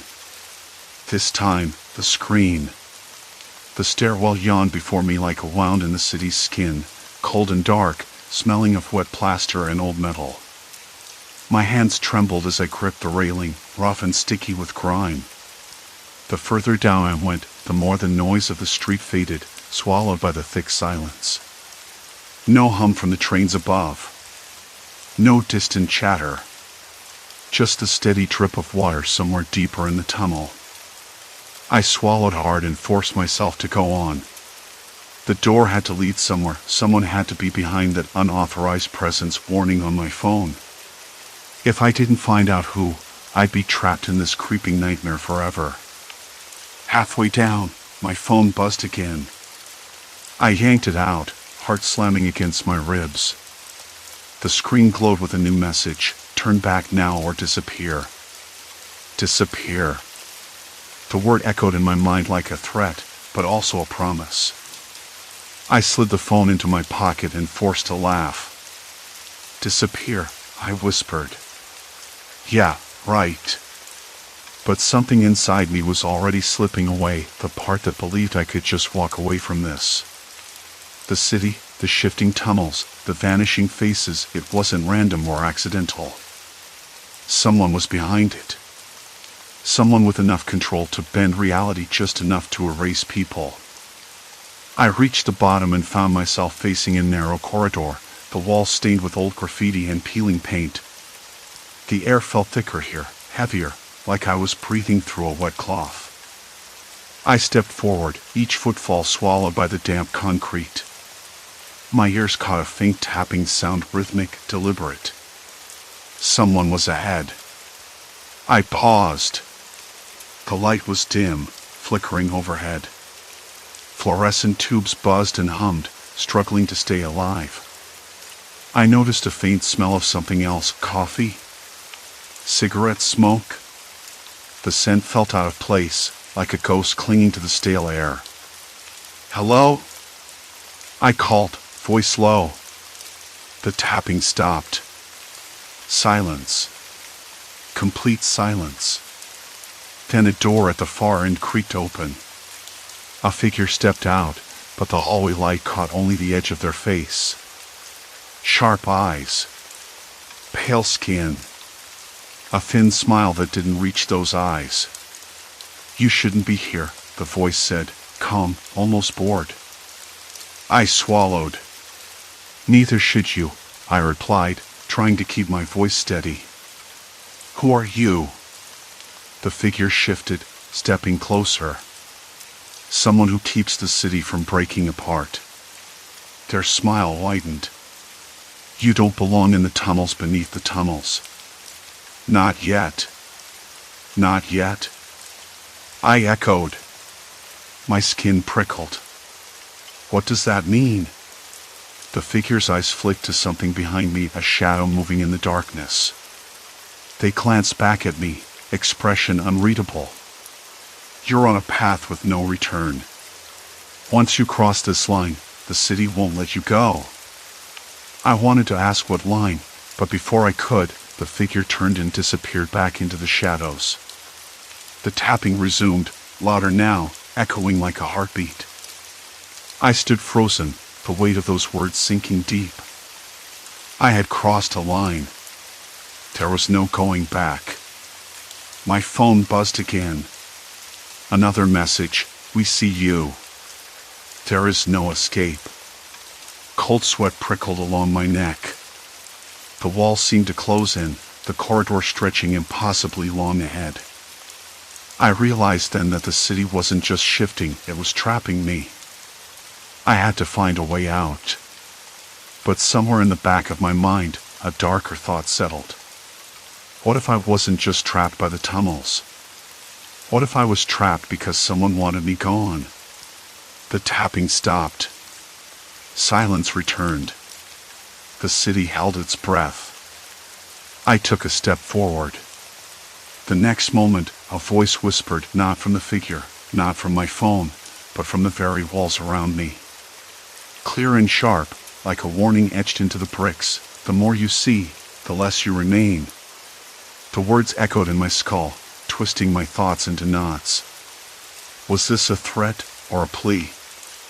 I pressed my palm against the cold wall, searching for the source. The rough surface felt alive, pulsing faintly beneath my fingers. A shiver crawled up my spine as the realization settled. These tunnels weren't mere passages, they were sentient, watching, judging. I needed to move, to escape the labyrinth's grip before it claimed more than just my freedom. But every step forward felt heavier, as if the shadows themselves were reaching out to drag me back into the void. The whispering voice had vanished, but its words lingered in my head, hammering like a pulse. The more you see, the less you remain. I pressed my palm harder against the brick wall, feeling the cold grit bite into my skin. I was alone. Or so it seemed. The faint flicker of a dying fluorescent light overhead cast long, jittery shadows that stretched and warped with every heartbeat. I wanted to believe this was just my imagination running wild, but the city's silence pressed in on me, heavy, suffocating. I could almost taste the dust in the stale air, dry and metallic, like rust mixed with forgotten memories. That tapping noise from earlier, rhythmic, deliberate, had stopped, but I could swear it was waiting to start again. I took a breath, steadying myself. No use freezing here. I had to keep moving. The tunnels were shifting. They weren't just corridors anymore. They were traps, designed to confuse, to erase. Someone was pulling strings behind the scenes, and I was caught in their web. There was no turning back. I moved forward, my footsteps echoing sharply off the walls. The digital signs overhead flickered on and off, sputtering images that made no sense, a station name that didn't exist, a clock that spun backward, a face that dissolved into static before I could make out the details. I reached out, touching one of the screens. The glass was warm, unnervingly so, and the image warped beneath my fingers, bending like heat waves over pavement on a summer day. Then, words flashed, "Watch yourself. You're already fading." I jerked my hand away and stumbled back, heart pounding. Fading. Like the others.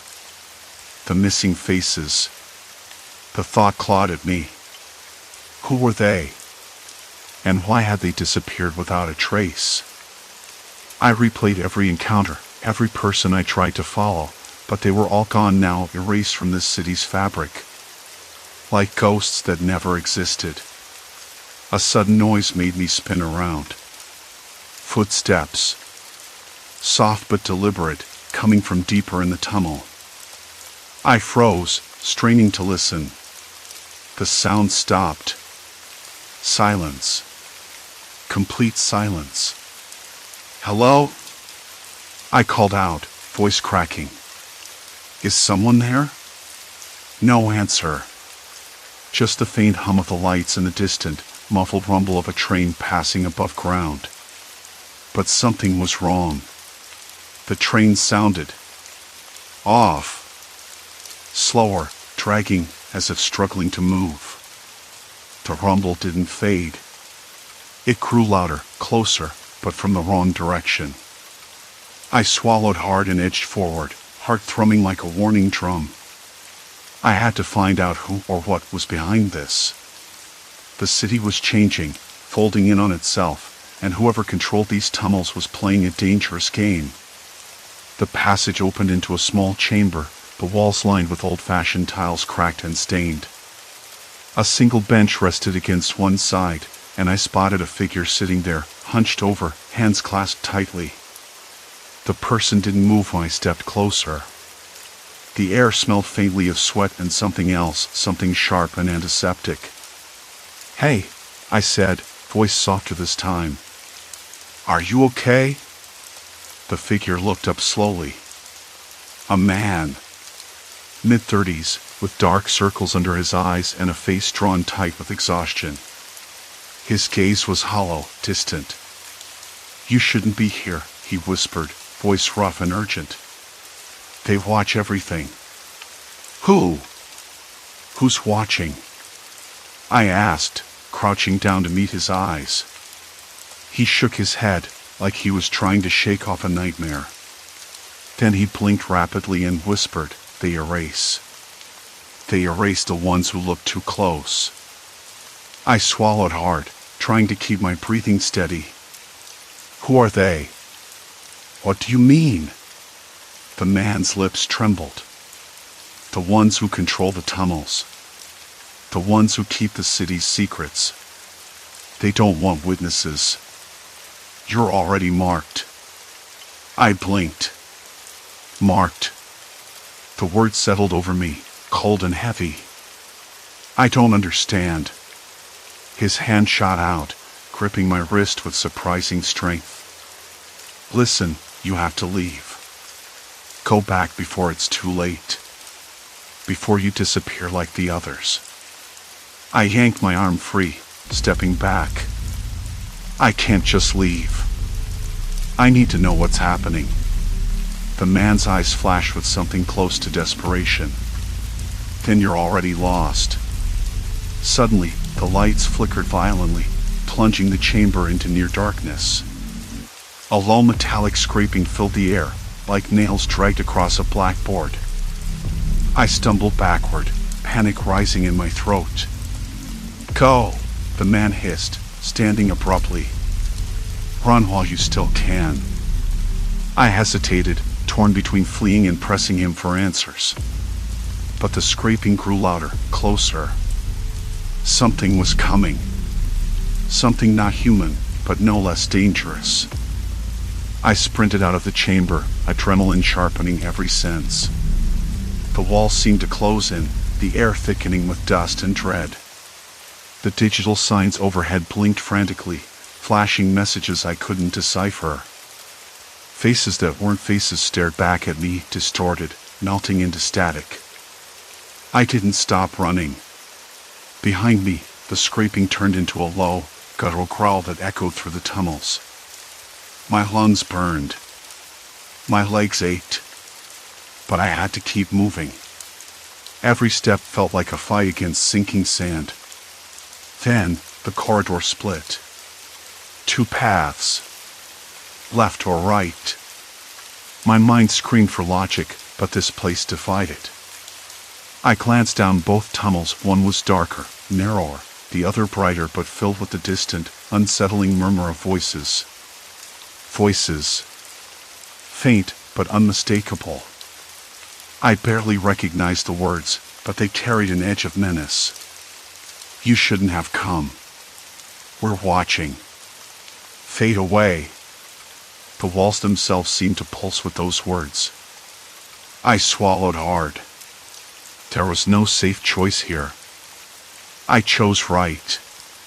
The voices grew louder, more distinct. I could make out fragments of conversations, snippets of arguments, whispered warnings, cries for help. The tunnel twisted and turned, the floor uneven beneath my feet. My shoes scraped against something gritty and sharp. I looked down and saw shards of broken glass scattered across the floor, catching the flickering light like scattered stars. I winced, careful not to cut myself. The air grew colder, dampness clinging to my skin. I could taste the bitterness of fear in my mouth, metallic and sharp. A sudden metallic clang echoed behind me. I spun around, but nothing was there. Just shadows. My breath came in short bursts. I wanted to convince myself it was nothing, that I was imagining things. But deep down, I knew better. The tunnels were alive with something sinister. Not ghosts. Not monsters. People. Or what was left of them. And whoever was orchestrating this was watching me. The digital signs flickered again, this time spelling out a single word in harsh, red letters: leave. The subway was quieter than usual that night. The usual rumble of trains, the chatter of strangers, even the scrape of shoes against concrete, all of it was muted, like the city had held its breath for some unseen moment. I stood on the platform, staring at the digital sign overhead. The letters flickered in a way I hadn't noticed before, subtle enough that most people wouldn't catch it. But I caught it. They whispered warnings, or maybe just scrambled messages. I couldn't tell anymore. The words twisted into something urgent, fragile, like a secret being torn apart mid-sentence. I rubbed my face, the rough skin under my fingertips grounding me. It was the last night. I knew it. Whatever had been shifting underfoot, the tunnels, the city, my own mind, it had to stop. I wasn't going to disappear like the others. Not without understanding who was pulling the strings. The air smelled faintly of damp concrete and something metallic, like old pennies left to rust. It reminded me of the first time I noticed the shifts, how the air itself felt wrong, as if the city were holding its breath, waiting. I shivered, pulling my jacket tighter around me. Despite the chill, a bead of sweat traced down my temple. Anxiety? Maybe. Or just the weight of everything I'd seen. I looked down the tunnel. The lights were uneven, flickering in patterns that seemed deliberate. Digital signs flashed again, faster this time, almost frantic. Don't trust, the words blinked, then vanished. I swallowed hard. I'd come too far to turn back now. A voice echoed from the far end of the platform. Soft. Familiar. You shouldn't be here. I froze. My heart jerked. No one else was supposed to be on this platform at this hour. The echo came again, clearer, a man's voice. You don't belong. I scanned the darkness, the empty benches, the shadowy corners where the light bent strangely. Who's there? I called out. My voice sounded small, cracked. The only answer was a scraping sound, like fingernails on stone, distant but deliberate. I took a step forward, then another. The platform seemed to stretch beyond its usual limits, the edges blurring. The city had always been a labyrinth, but now it felt like a trap. The tunnels weren't just shifting, they were alive, reacting.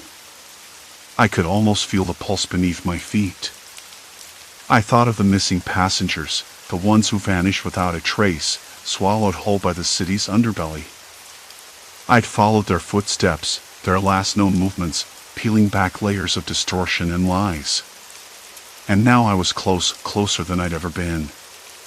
A figure emerged from the shadows, stepping into a weak pool of light. He was slender, mid-30s, dressed like a commuter but with an intensity in his eyes that didn't belong. "You're looking for answers," he said, voice low, measured. "But some things are better left buried." I didn't flinch. "You're the one manipulating this place. I can feel it." "Why? What do you want?" He smiled, a thin, tight curve that didn't reach his eyes. "Control. Order. The city is chaos, and chaos is dangerous.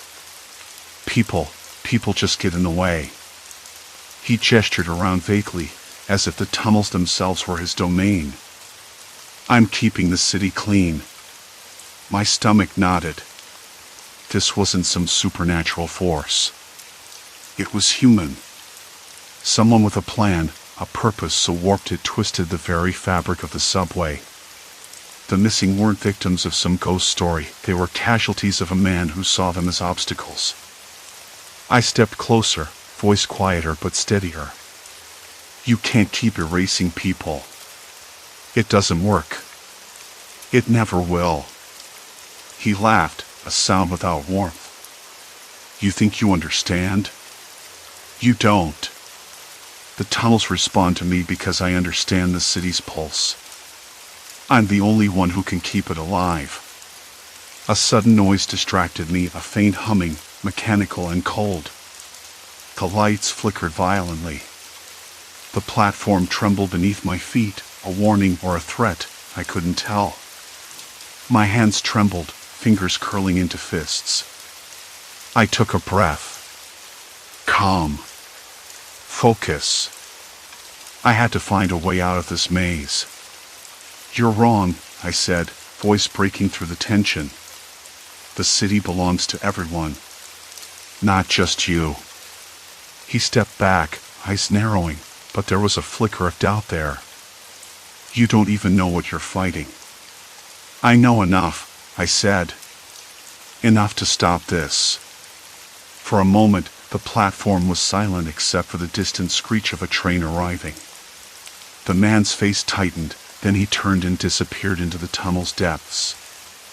I waited, heart still racing, until the train came to a stop.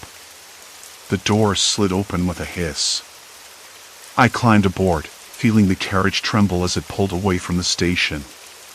The digital signs inside the train flickered again, but this time the messages were clear. And this flashed across screens above the seats.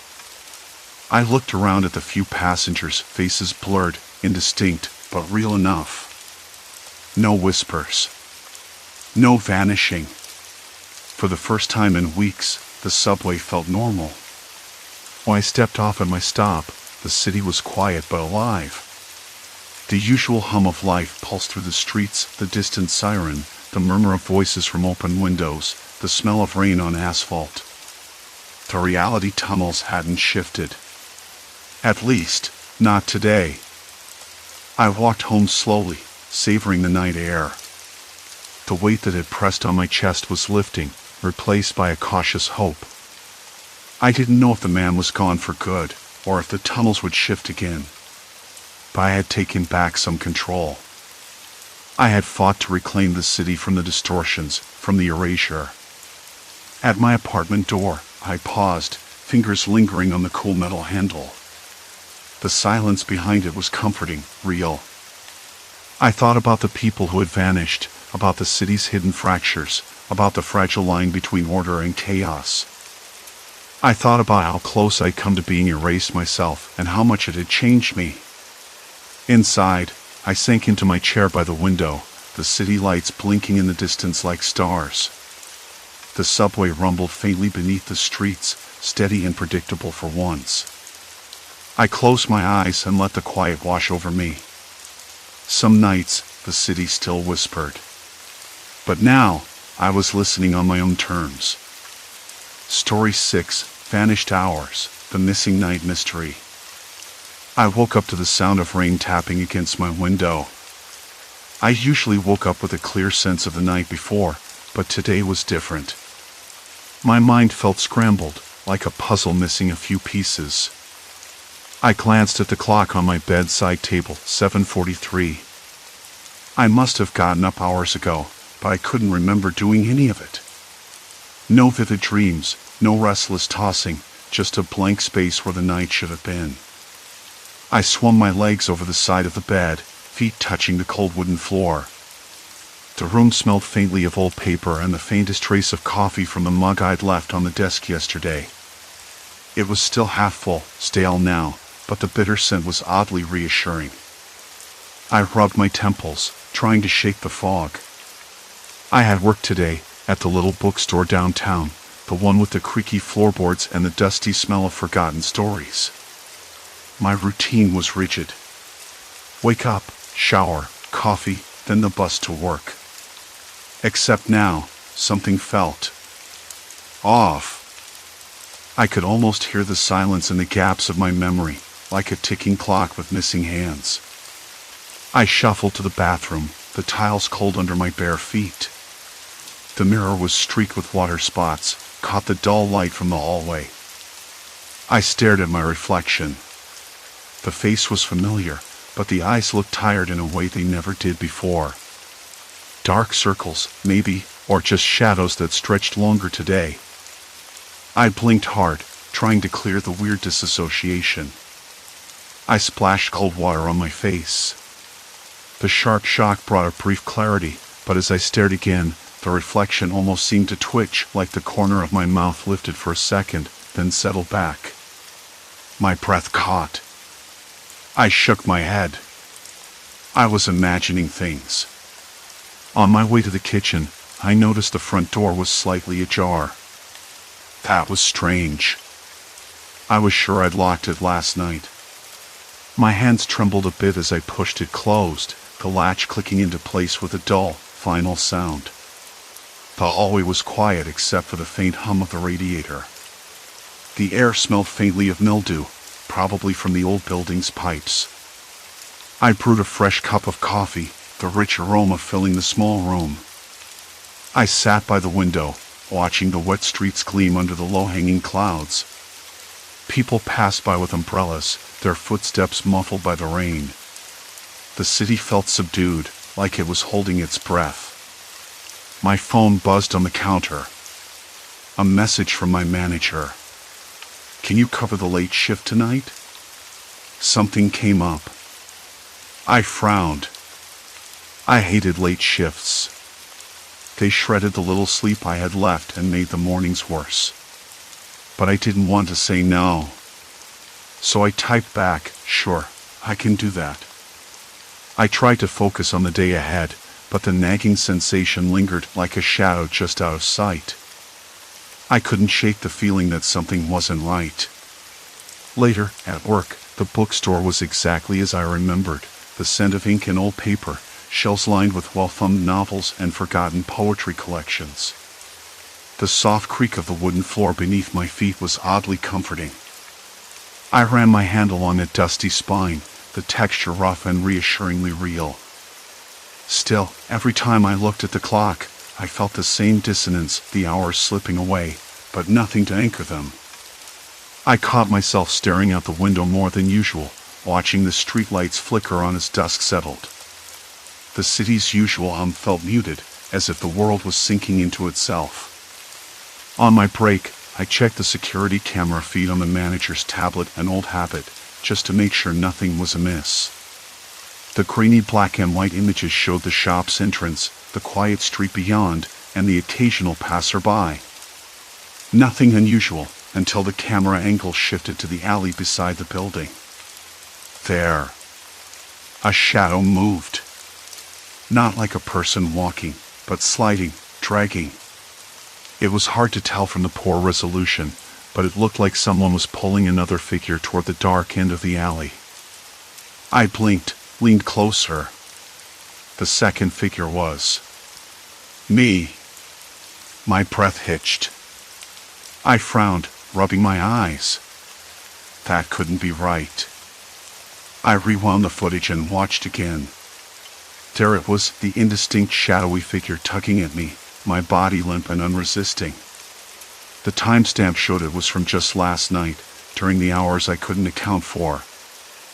I shut the tablet with a snap, my hands clammy. No, no, no, I muttered, voice barely a whisper. The shop was empty except for the ticking clock and the faint rustle of pages somewhere down the aisle. I thought about calling the police, but then the practical part of me took over. Who would believe me? Who could explain a security tape showing me being dragged somewhere I didn't remember going? It sounded mad. Instead, I decided to check the alley myself after closing. Maybe I'd find something, a clue, a scrap of evidence. I told myself it was just my imagination running wild. But deep down, I knew I had to find out what was happening during those missing hours. The rain had stopped by the time I locked up the bookstore. The street was slick and shiny, reflecting the neon signs and street lamps in fractured pools of light. The air smelled colder now, with a sharpness that stunned my lungs when I breathed in. I hesitated at the alley entrance, a narrow gap between two brick buildings. The smell was mustier here, like damp earth and something decayed. The shadows were thick, swallowing the weak glow of a single flickering bulb overhead. I stepped inside. The uneven pavement crunched beneath my shoes, bits of broken glass crunching alongside. My skin prickled. The silence pressed in on me, broken only by distant traffic and the faint drip of water somewhere deep in the darkness. Then I saw it. The rusted metal hatch set into the wall, half hidden behind a pile of discarded cardboard boxes. I crouched down, fingers brushing the rough edge. It was cold, heavy, solid. A sudden noise made me spin around, a rat scuttling away into the shadows. My heart hammered so loud I was sure it would echo off the brick walls. I swallowed hard, forcing myself to stay calm. I didn't know what I was looking for exactly, but something told me this tunnel, this forgotten place beneath the city, was connected to those missing hours. The place where time seemed to stop. I stood up, the weight of the night pressing down on me. The shadows whispered secrets I couldn't yet understand. And I wasn't sure I wanted to. The next morning, the dull ache between my shoulder blades reminded me I hadn't slept well, if at all. The apartment was quiet except for the hum of the old refrigerator and the distant rattle of a garbage truck scraping along the curb. I sat at the kitchen table, the soft morning light catching dust motes suspended in the air. Coffee was brewing, filling the room, with its faint smell of dust and decay with its familiar bitter warmth. I needed clarity, a plan. I pulled out my laptop and opened the folder where I'd saved the surveillance footage from the security cameras near my building. The grainy black and white video showed nothing unusual at first, just pedestrians, a stray dog sniffing around a fire hydrant, a cyclist weaving through traffic. Then, a shadow moved. There I was. At first, the figure looked like a trick of the light. A fake silhouette, taller than me, moving with an unnatural ease. The moment the figure appeared behind me, the footage snapped into a blur for a few seconds. Then I was being dragged, half-resistant, toward the entrance of the subway tunnel. I paused the video, my hand trembling as I zoomed in. The figure's face was obscured by a hood, but I caught a glimpse of a deliberate, slow grip on my arm. Not a fight, exactly. More like a quiet assertion of control. I leaned back, eyes stinging, breath shallow. Who was this person? And why did they want me in that abandoned tunnel where time seemed to stop? I glanced at the clock.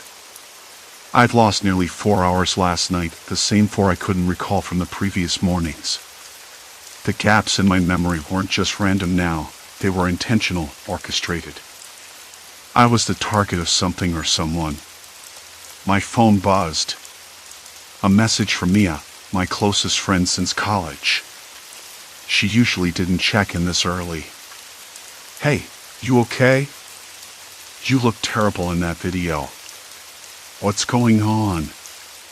I hesitated before texting back. Not sure. Something's happening. I need to figure it out.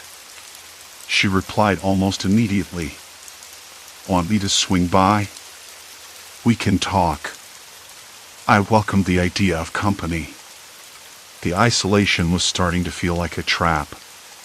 When Mia arrived, her presence was a welcome anchor. She didn't ask too many questions at first, just offered coffee and a steadying smile. But when I played the video, her face paled. That's not just random, is it? She said, voice low. Someone's messing with you. I don't know if it's random, I admitted. But I'm starting to think I'm being watched. Or worse, followed. We sat in silence for a moment, the weight of the footage settling between us like a lead blanket. I want to check out that tunnel, I said finally, the words tasting bitter. I need to know what's there. Nia shook her head. It's dangerous. You've already been dragged in once. What if they're waiting? I can't just sit here and do nothing, I said. Not when I'm losing hours of my life. I need to find out who they are and why. She sighed, running her fingers through her hair. Okay. But we do it together. And we plan it properly.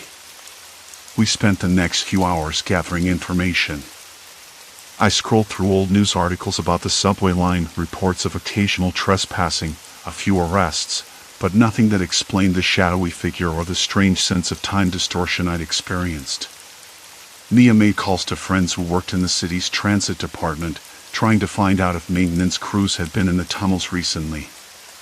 No one had. The more we dug, the more the tunnel seemed like a forgotten pocket of the city, erased from public view and official oversight. Yet the security footage proved someone was there, and they were waiting for me. As evening fell, the apartment grew colder. The stale smell of damp plaster crept in through the cracked window. I couldn't shake the feeling that whatever was lurking beneath the city was watching us even now. Nia noticed it too. You're on edge, she said, folding her arms. I don't blame you. Something about that place gets under your skin, I muttered. Like it's alive in a way that doesn't make sense. Maybe it's just people, she said. People who don't want to be found. That thought sent a chill down my spine. The idea of a person or a group using the tunnels to isolate and control someone made me feel exposed, vulnerable in a way I hadn't allowed myself to admit. We agreed to return to the tunnel, better prepared. This time, with flashlights, walkie-talkies, and a small first aid kit. Nia insisted on bringing her phone fully charged and a portable charger. I packed a bottle of water and a handful of granola bars. Before we left, I checked the security footage again. The shadowy figure appeared several times, always near the tunnel entrance, patient and unhurried. The more I watched, the more I realized the figure wasn't just dragging me randomly. They seemed to know exactly when and where to appear, as if they were waiting for something or someone. We arrived at the site just after dusk. The city's evening noises faded behind us as we stepped onto the cracked pavement near the tunnel entrance. The flickering bulb from the previous night still hung overhead, its weak light casting long, jittery shadows. I felt my pulse quicken. The smell of damp concrete and rust was stronger now, mingled with the faint, sharp tang of something metallic. Nia's voice broke the silence. Ready? I nodded, swallowing hard. The hatch was just a few feet away, half buried under the same pile of cardboard and debris. I reached out, fingers brushing the cold, rough metal again. The weight of it was a physical thing, grounding me even as my mind raced. Together, we lifted the hatch, the creak echoing in the tunnel mouth like a warning. Darkness. Deeper than before. Nia clicked on her flashlight. The beam cut through the black, revealing wet tracks on the floor, smeared and fresh. I bent down, touching the slick surface. It felt sticky, Not just water, but something thicker, maybe oil, maybe something else. Unease coiled in my stomach. Whoever had been here recently wasn't just passing through. We moved into the tunnel, our footsteps muffled by the thick layer of dust and grime. The air was colder now, heavier, like the walls themselves were pressing in. The sound of water dripping echoed, irregular and distant. Then, from somewhere ahead, a faint noise, footsteps. A whisper. I wasn't sure. Did you hear that? I whispered. Mia nodded, her breath visible in the chill. We're not alone. We stopped, listening. The silence that followed was worse than any noise. It was the kind of silence that screamed. Suddenly, the beam of Mia's flashlight caught something on the wall, a series of scratched marks, jagged and erratic, like someone had tried to leave a message in the dark. I crouched down, tracing the lines with a finger. They looked like letters, but half of them were smudged, impossible to decipher. Looks like a warning, I said, voice barely above a breath. Mia shivered. Or a threat.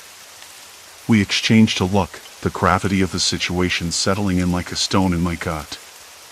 The tunnels weren't just empty spaces. They were traps, waiting for us to make a wrong step.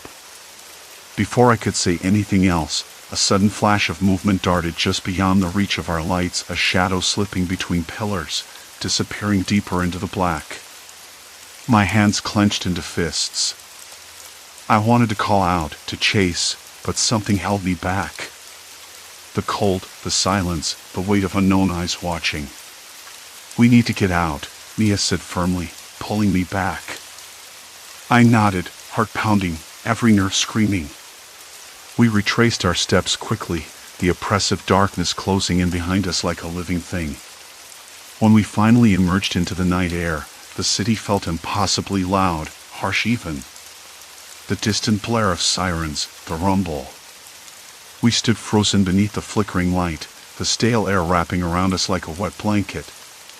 The drip from somewhere deep within the tunnel had started again, irregular and slow, sounding almost deliberate. I swallowed hard, tasting the metallic tang of my own fear mixed with the dust and dampness. Mia's flashlight beam swept ahead, catching the slick floor smeared with that sticky substance. I crouched, fingers brushing over the dark streak. It wasn't just oil or water. Something else. Something thicker.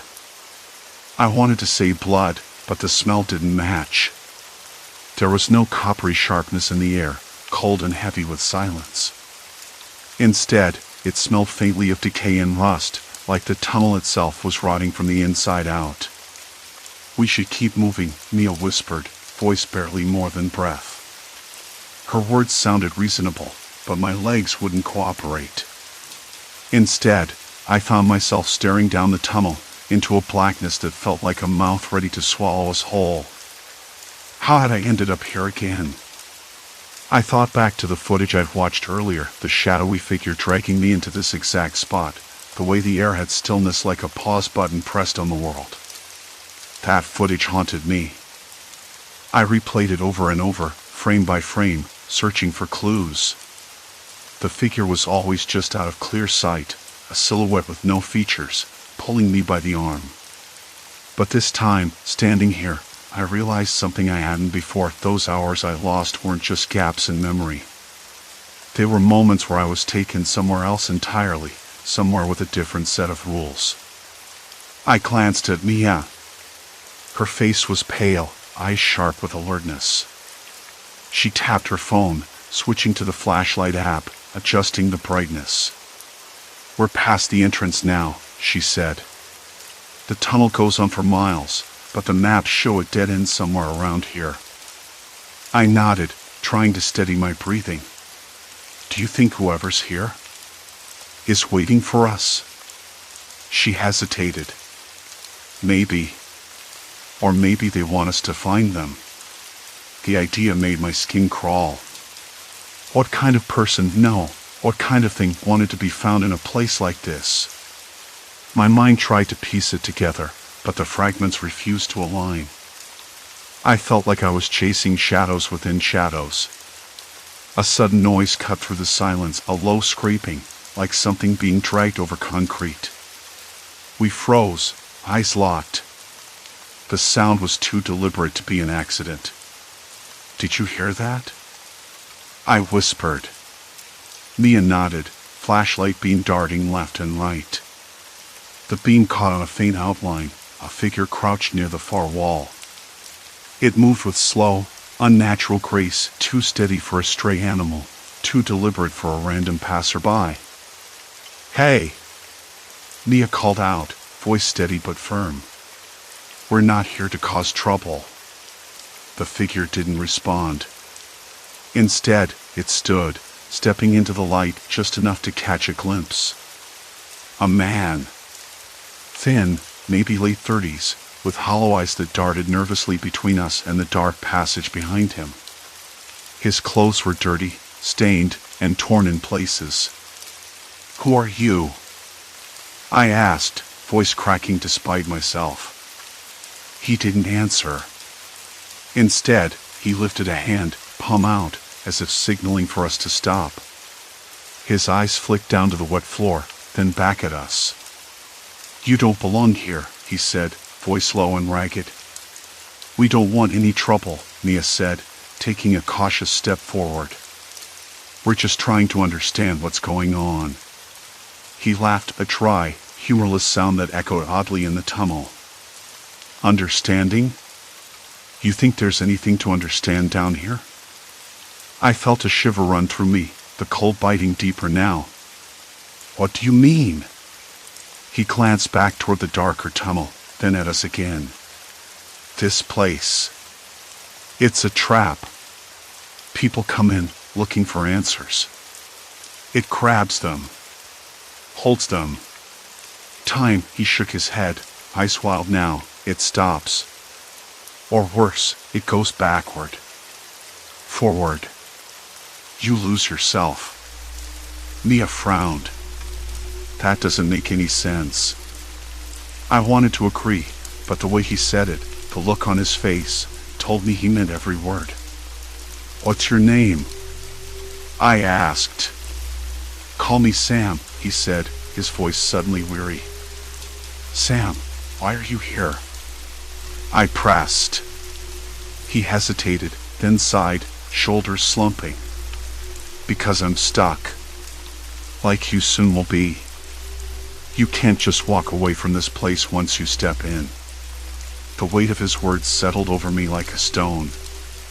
I wanted to argue, to say we could leave any time we wanted, but the truth was, I wasn't sure anymore.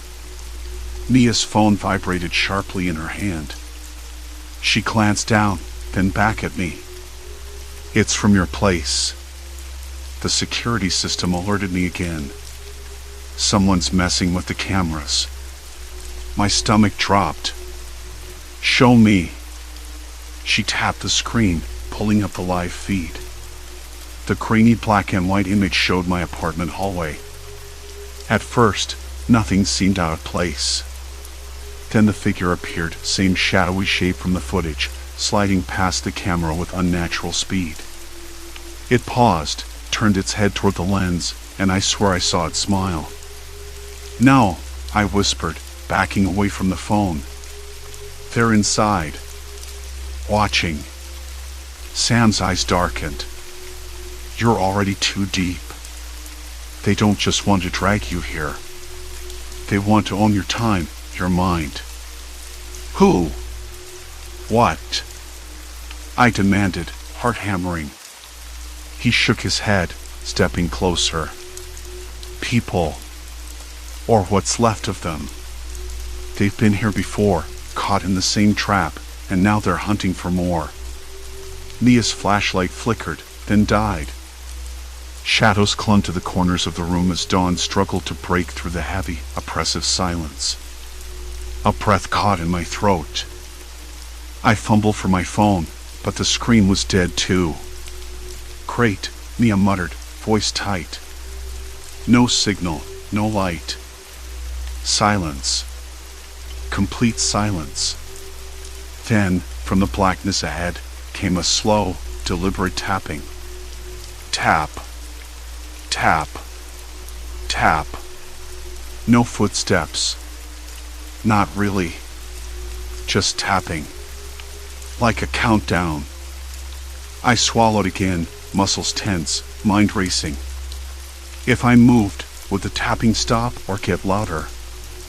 If I stayed still, would they find us, or worse, would we lose ourselves first? Sam's voice broke the silence, barely above a whisper. There's no turning back now.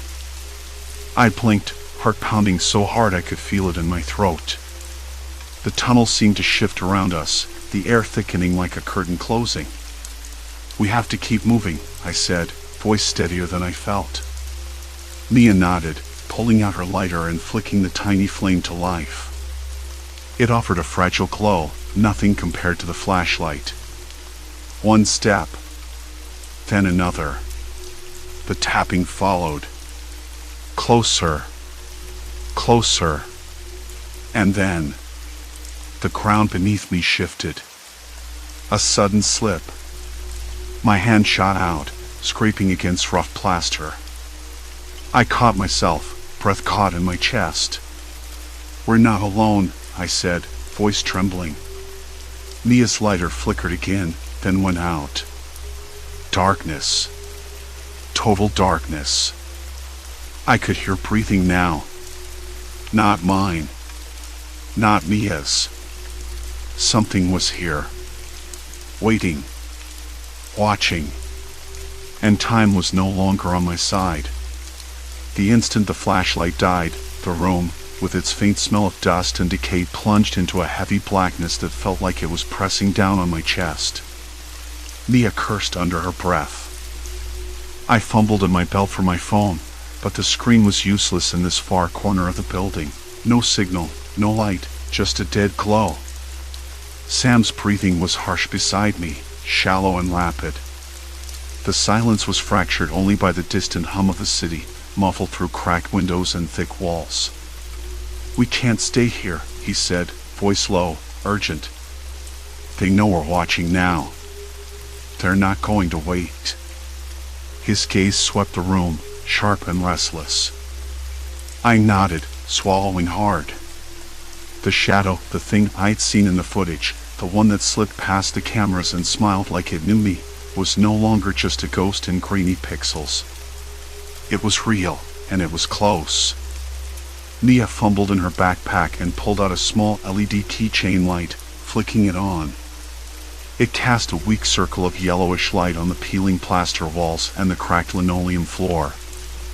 We have to move, and fast. Whatever this is, it's not just stalking you, it's hunting. My hands trembled, fingers curling into fists. I rubbed my palms on my jeans, trying to push down the cold that had started to creep up my spine. Then what? Where'd we go? Back to the subway tunnels? That place felt like a trap. I could still smell the damp earth and rusted metal, taste the stale air thick with something sour, like rot and old sweat. Sam shook his head. No! That place isn't just a trap. It's a cage. We need to understand it, learn its edges before it closes in. I say we go back, by our terms. I hated the idea, but what choice did I have? The missing hours, the dragging, the time slipping away, it all led back there. I swallowed the lump in my throat and tried to steady my breath. Okay, I said finally, voice rough. Let's go. But we stick together. No more wandering off. Mia nodded, stepping close. Agreed. And this time, we keep the phones on us. Cameras too. Even if the signal's crap, we record everything. We slipped out of the apartment, the door clicking softly behind us, swallowed by the night like we were ghosts ourselves.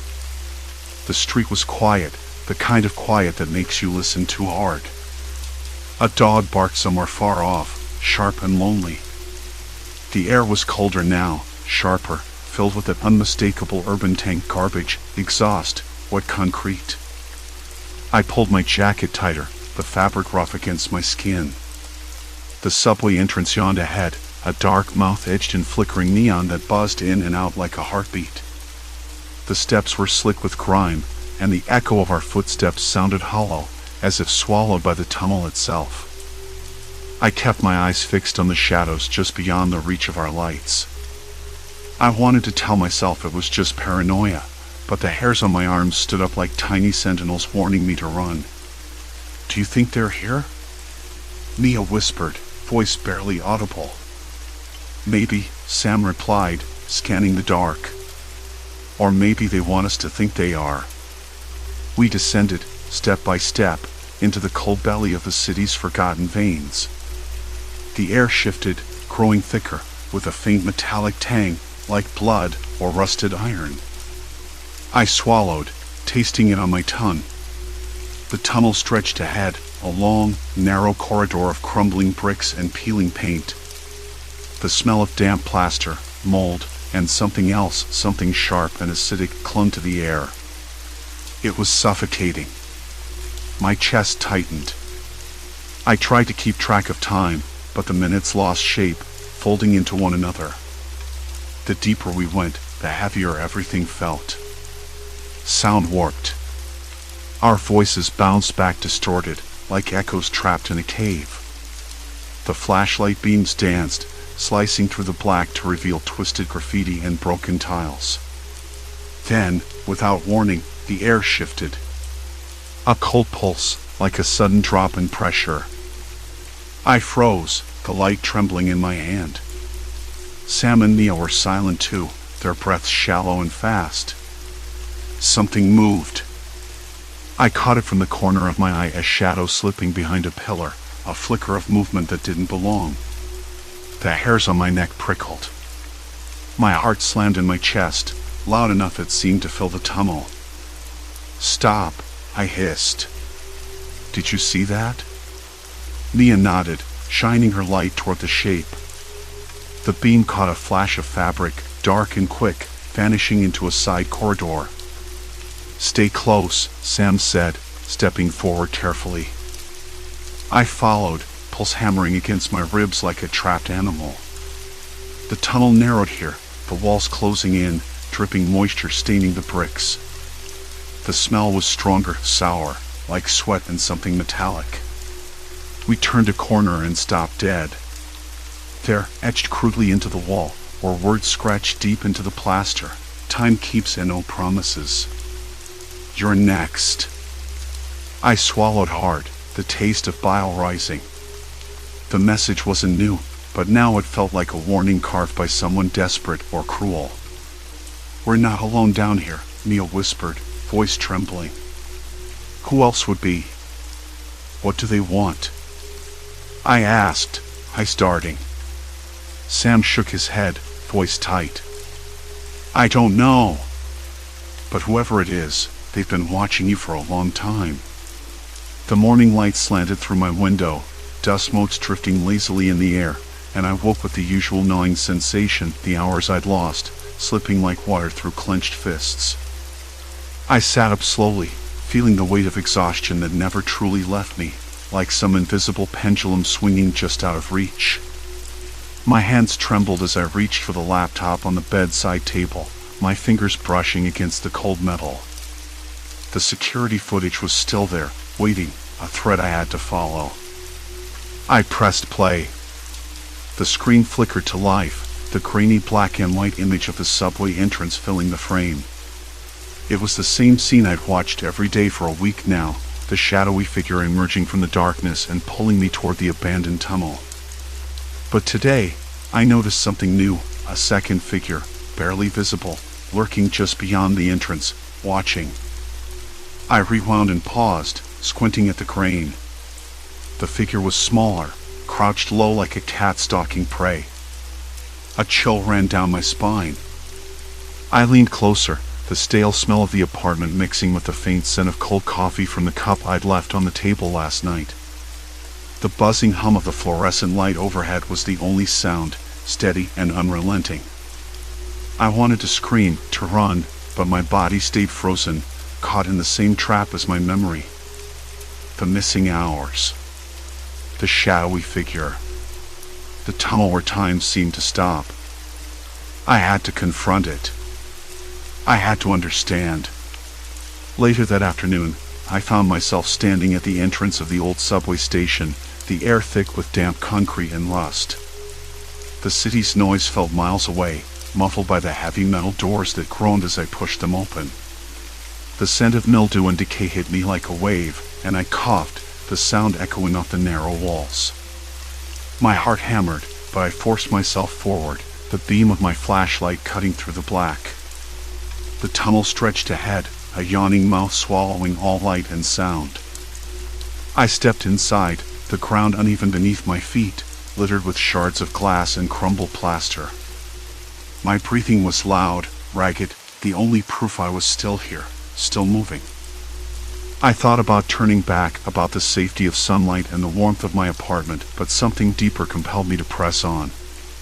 Halfway down, the light flickered and died. Darkness pressed in, thick and suffocating. I swallowed hard, the taste of iron sharp on my tongue. Then footsteps. Soft, deliberate, echoing just beyond my vision. I spun around, flashlight trembling in my grip, but no one was there. Silence. Complete silence.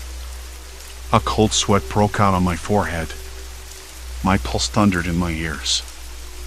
I told myself it was just the city playing tricks, the echo bouncing off walls, the imagination running wild after days of sleep lost to blackness. But I knew better. I'd been dragged here before. I wasn't alone. I moved forward, slower now, senses straining. The air grew colder, damper. I brushed my hand along the wall, rough and pocked with peeling paint. Then I heard it, a whisper, barely audible, like breath on the back of my neck. I froze, every muscle tight. The voice was low, calm, but unmistakably human. "You came back," it said. I swallowed. "Who are you?" No answer. Just the shifting darkness around me. I stepped back, heart racing. The shadowy figure from the footage materialized at the edge of the beam, tall, thin, face obscured by a hood. Not a monster, but something far worse, a person. A person who had been watching me, controlling this nightmare. "Why?" I asked, voice cracking. The figure hesitated, then spoke. "To remind you." Remind me of what? The silence stretched, unbearable. Then, a slow, deliberate voice. "You forgot something important. Something you tried to bury." I shook my head, confusion and fear tangled together. "I don't understand. You lost time because you needed to forget. But you can't run from it." The figure stepped closer, the light catching a glimpse of tired eyes, haunted and sharp. "That tunnel, it's not magic. It's a place where you confront what you hide." A memory surged, jagged and painful. The accident. The child. The promise I broke. The guilt I buried deep enough to erase from my mind. The shadowy figure, no, the man watched me quietly, waiting. "I'm sorry," I whispered, voice barely audible. "I didn't want to remember." He nodded slowly. "That's why you were taken. Why you woke with blanks in your mind. Because your mind tried to protect you." I looked around the tunnel, the walls closing in like the past itself. The stillness, the absence of time, it wasn't supernatural. It was a prison of memory, a forced reckoning. "Then what now?" I asked, voice trembling. "Now," he said, "you face it. You stop running." For the first time, I saw his face clearly, lines carved by years of pain and regret. Not a captor, but a mirror. A warning. I nodded. The weight on my chest lifted slightly, replaced by something sharper, resolve. I left the tunnel that day with the morning sun warm on my skin, the city noisy and alive around me. The hours I lost didn't disappear, but they changed. No longer empty voids, they became fragments of truth, pieces I could gather and hold. I started writing again, journaling the memories as they bled back, raw and unfiltered. I talked to people, professionals, old friends, strangers who listened without judgment. The shadow in the subway wasn't a ghost, it was the past demanding its due. And I was ready. The days that followed were quieter, the emptiness inside me slowly filling with understanding. My hands stopped trembling as much. The taste of iron faded. I slept more, though sometimes the tunnel called to me in dreams dark and silent, where time was still. But I was no longer afraid, because I had faced the shadow, and I had found my way back. The subway entrance is sealed now, boarded up for good.